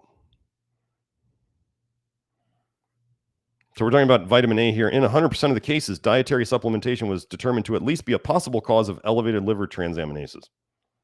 Oh, they're talking about oh, was this the whey and the whey and Accutane together? Was this the one? Yeah. Oh, well, they're going to make sure they don't talk about Accutane bad because they're well, here we go. As supplement usage appears common in teenagers, clinicians should consider counseling their patients to avoid these products, particularly when prescribing known hepatotoxic drugs like Accutane.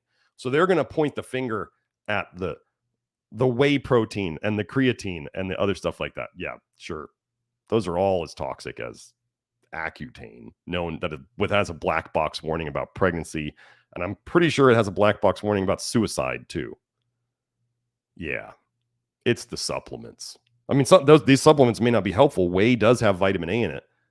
Whey protein has vitamin A in it, folks. It may not be on the label, but it's in there. I can show you the research that shows that vitamin A is bound to everything about dairy basically has vitamin A bound to it. The dairy fat, the whey protein, the casein protein. Dairy is an unmitigated vitamin A disaster. Which is why all through natural health history, there have always been practitioners, but even before pasteurized milk existed, there have always been practitioners saying, get off of dairy. This is not a new thing to get off of dairy. It's super old. So yes, let me do a quick search here. Let's do isotretinoin serum bile PubMed.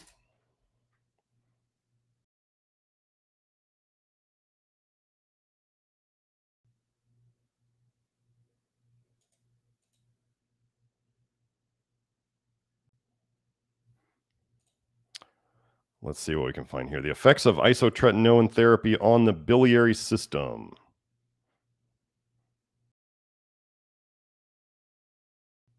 Is that all we're seeing here? Oh, here we go. Sam, here's the answer. Here's the answer. Our findings implicate that low dose, 20 milligrams a day isotretinoin therapy can potentially reduce total and indirect bilirubin levels. So this is the thing. This is the part where it gets hard for some people to understand, because they're saying, well, wait, we were talking about appendicitis and bile went up in the blood. This is a disease state. There's more bile going into the blood. So how does Accutane fix acne? What if acne is a detox through the skin of toxic bile that gets into the blood?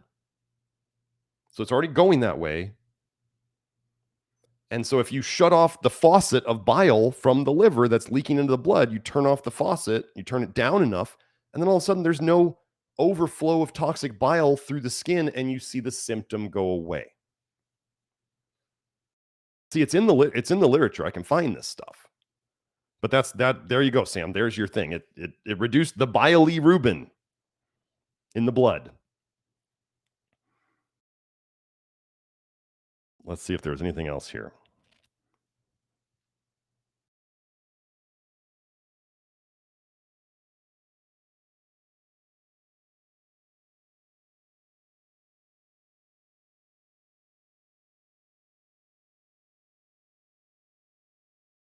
So here we go. So radioactivity measurements showed that the two patients excreted 22.7 and 17.1% of the dose in their bile in 4 days. 4 days they got rid of the radioactively labeled Accutane. 4 days they didn't even get rid of a fifth of it, about a fifth of it. Okay. Where's my little where's my highlighter? Oh, whatever. Here, I'll put this link over there, and then I'll put the other link over there. But this one, with the bilirubin, that's pretty. That is exactly what I'm talking about. How you can suppress symptoms by shutting down detox. Yes.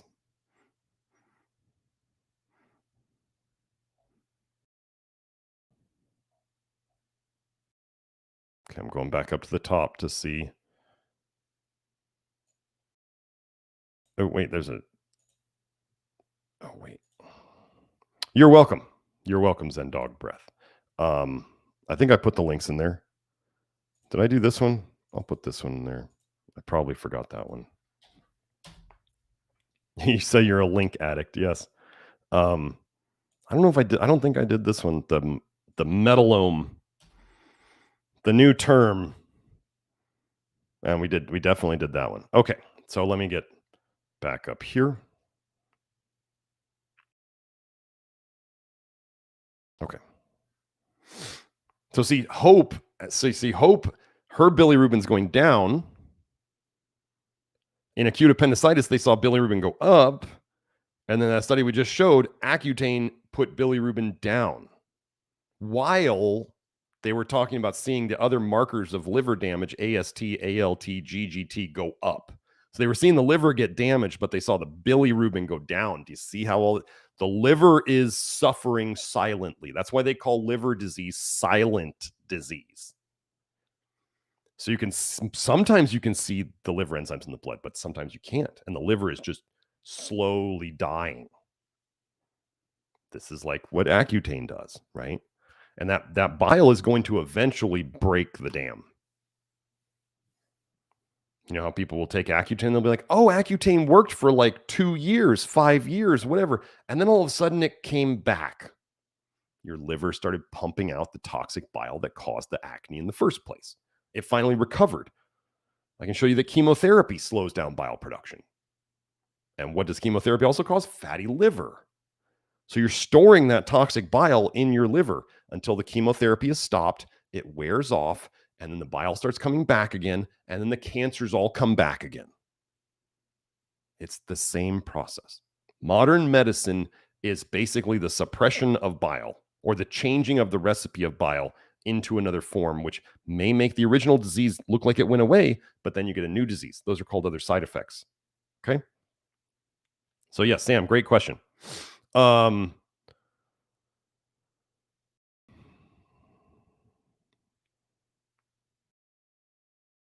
Okay. Oh yeah, and I was just let me just clarify. If you are getting my suggestion, if you are getting amalgam fillings removed, maximum 2 or 3 at a time.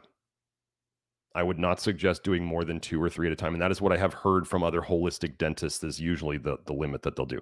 We had one woman get 7 removed at once, and her detox afterwards, it was like she got the fillings removed, and then a couple days after, she was feeling great, and then all of a sudden, then the detox started.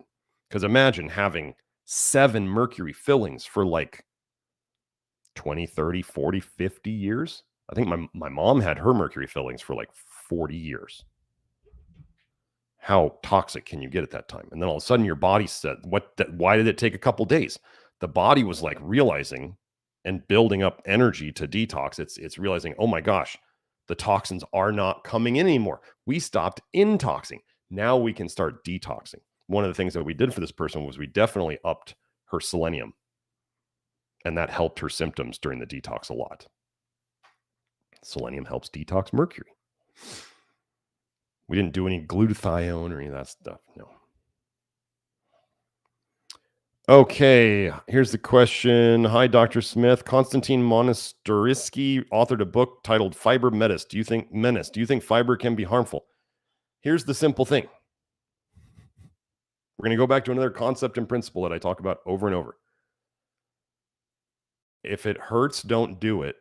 Or, doc, it hurts when I do this, then don't do that.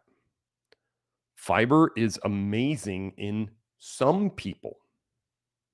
You know what? A lot of the fiber studies that I'm sure this isn't mentioned in the book, but in a lot of the fiber studies that show that it was good, the people who had negative reactions to fiber, they already took them out of the study.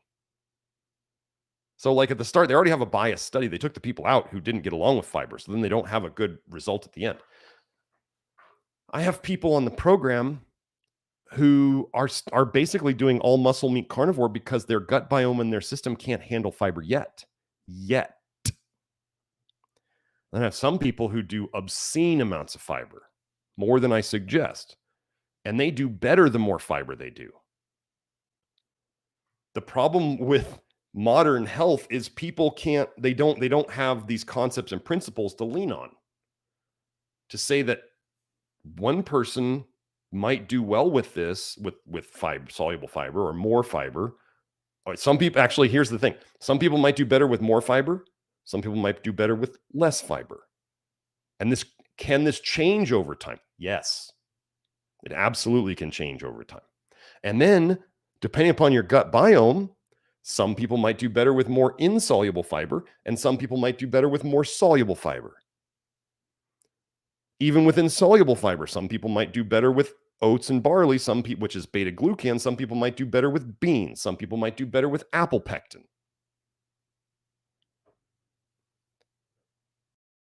So people want it to be easy. Fiber good, fiber bad. Absolutely not. This is why some people can't handle my program, is because I say you got to figure it out. There is no one answer for you. We don't do protocols. Protocols are low IQ.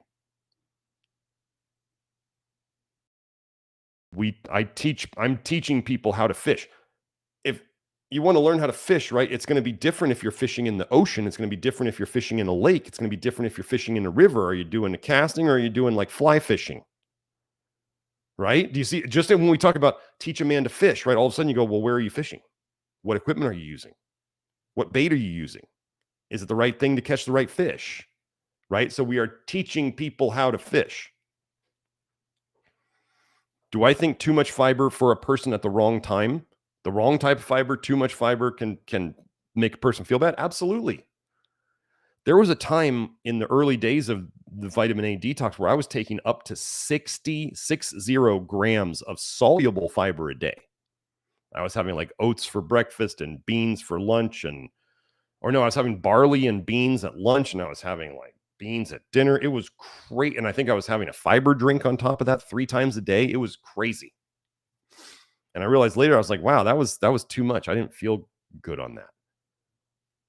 So I went down to about 30. And I remembered reading from Karen Hurd, where she kind of said 30 grams of soluble fiber seems to be like the good ceiling. And I was kind of like, you know what? My personal experience backed that up. So I told people, like, really, I don't think you need to go much above 30 grams of soluble fiber a day. And if you do, you may get diminishing returns and you may not feel good.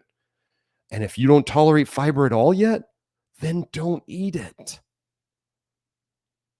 This just does require brain power. And what sells books? Being black or white on a subject. People need to sell books. They're just going to pick their stance and they're going to stand behind it, even though they might in person not believe what they're selling. They know that they need to be firm in a book because there's not as much room for nuance. We are all nuance. Nuance is for intelligent people. Black and white stuff is not. That's just the way it is. Okay, let's go. Oh, Monica says, cool screen layout. Glad you like it, Monica. I hope this is coming through better. I was a little worried. We had a storm this morning, and I didn't know if it was going to be different. Or is it going to be a problem with the lightning? My buddy out in Apache Junction, I mean, have you guys seen the video of the volcano where the lightning's coming upwards out of the volcano? And then my buddy said out in Oracle, it's a small town. He said 4 different houses got hit by lightning within a short span. They had like a microburst out there. We've been having these microbursts out here. We've had 2 of them. We lost power for 24 hours because like 4 or 5 phone line poles went down. It was wild. So things are happening. Interesting things are happening. Whether you want to believe it's due or whatever, either way, stuff's happening. Be careful. Store some food away, maybe. Store some methods of purifying water, like those survival straws, at least. Those survival straws, you could basically drink out of sewage water that came up. You may not like the idea of it, but when you need water, you need water. Okay.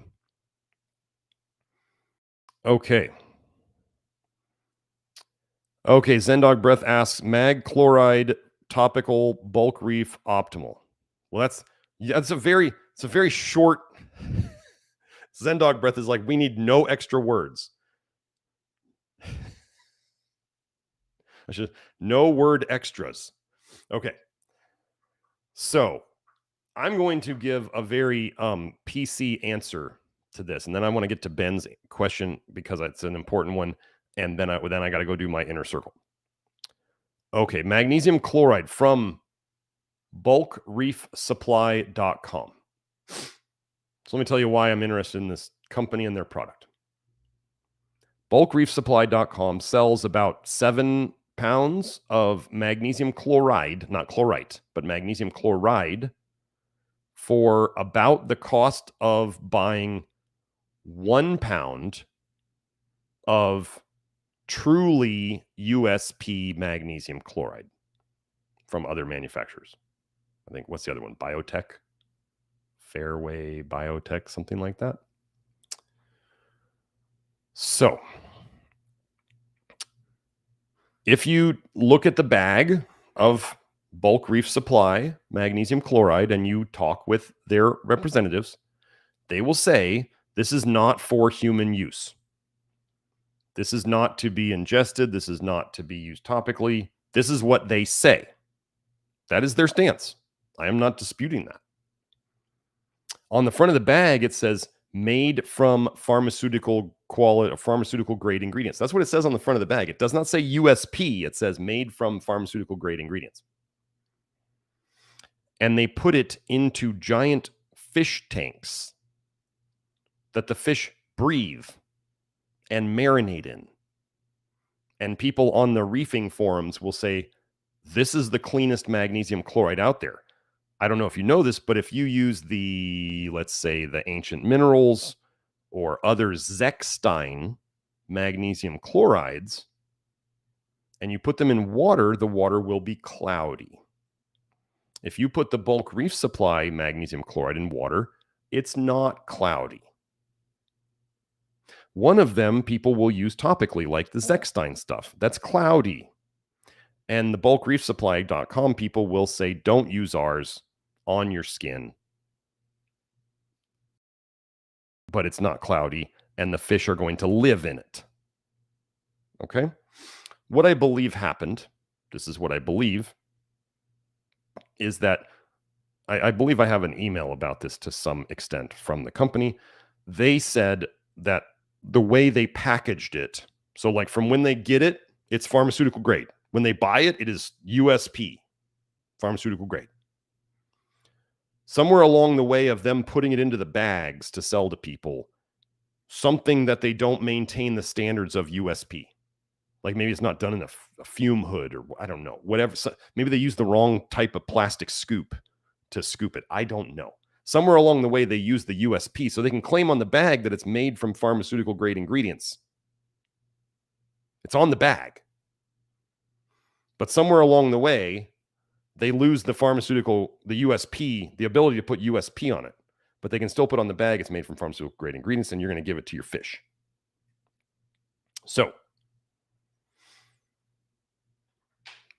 do I personally use bulk reef supplies magnesium chloride in baths, foot soaks, sprays, homemade magnesium oil? Yes, absolutely, I use it. Am I going to tell you to use it? No, I'm going to say to do what the company says to do.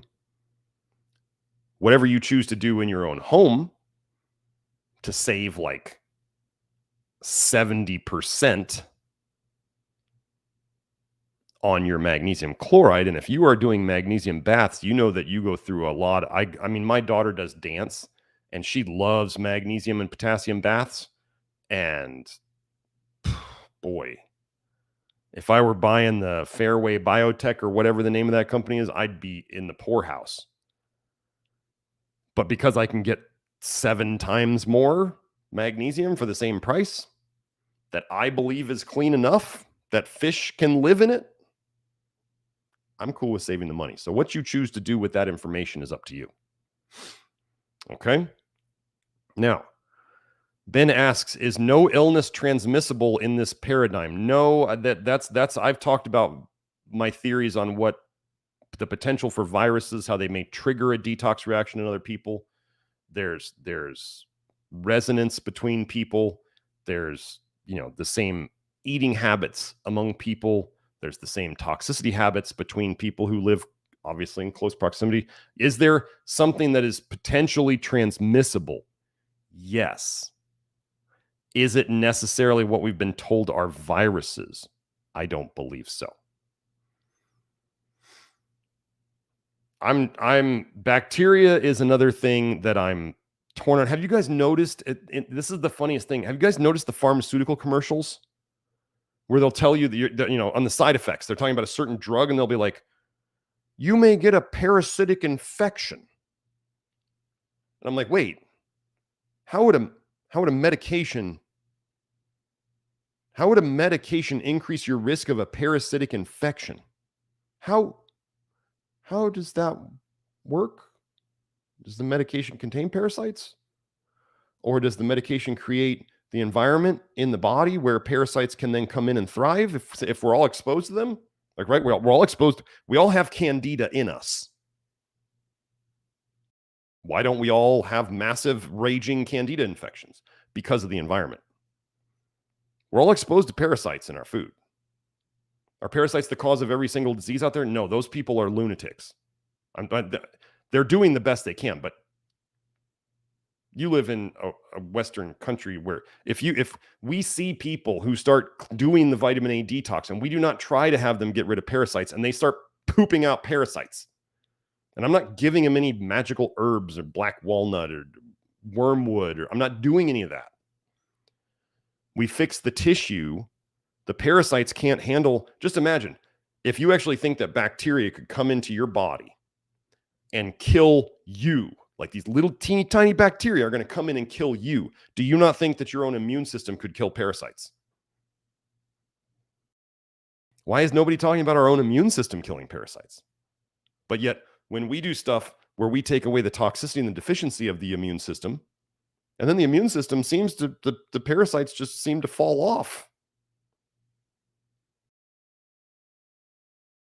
So is it the environment of the body? The environment can be what's both outside and inside the body. That's the environment of the body. Things need a suitable environment to grow in. So could things be transmissible? Sure. But if they hit an environment they can't grow in, then they don't stay. They don't get a foothold. Does that make sense? So whether or not we know everything about pathogens, if you are less toxic and you are better on your nutrients, they will either not be able to move in and manifest, or you will get over them much faster. That's what we can say about that. I do think EMF is a huge driver of disease these days. And I now have the research showing that EMF actually opens up calcium channels. And guess what can pass through these calcium channels when EMF opens them up? Iron and copper. Weird that I connected EMF to iron and copper, and then somebody else connects calcium channels to EMF. And then I go and I can find research showing that when calcium channels open up, iron and copper can move through them. Wow. Do we just figure out EMF sensitivity? We may have. So, yeah. So is EMF transmissible? I mean, just think about it. If let's say, I don't know, maybe sometime soon when they need to start selling more of these things, then all of a sudden they turn up the towers, and they crank them up, or maybe they change the frequency on them, and all of a sudden that induces a toxic bile dump, which I have research on gigahertz frequencies inducing bile dumps. And then all of a sudden, people are getting sick and they're spreading it. No, they didn't spread it. It was another environmental thing. And all those people with these new little Bluetooth signals in them may be more susceptible to it. Who knows?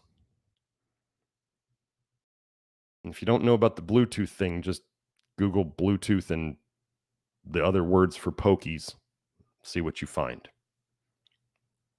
Okay. So that's all I have for, one more little quick one, just because Candace is there. Candace says, can bile leaking go into the esophagus? Absolutely. And she was saying she has GERD. Yes. Bile leaking up, bile going back up into your stomach and up into your esophagus is GERD. Absolutely. Absolutely. So I'm going to go. Hope you all enjoy this. My website and all my other social media can be found down below in the, I'm shaking my desk, can be found down below in the information, the video info. And then I will be back here next week.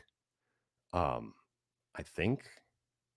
Yeah. I'm not going to miss next week. So I'll be back here next week. nutritiondetective.com. I'm Dr. Garrett Smith, the Nutrition Detective. Hope you all enjoyed that today. Let's fix all this toxic leaky bile so nobody here gets appendicitis. Okay. Bye now.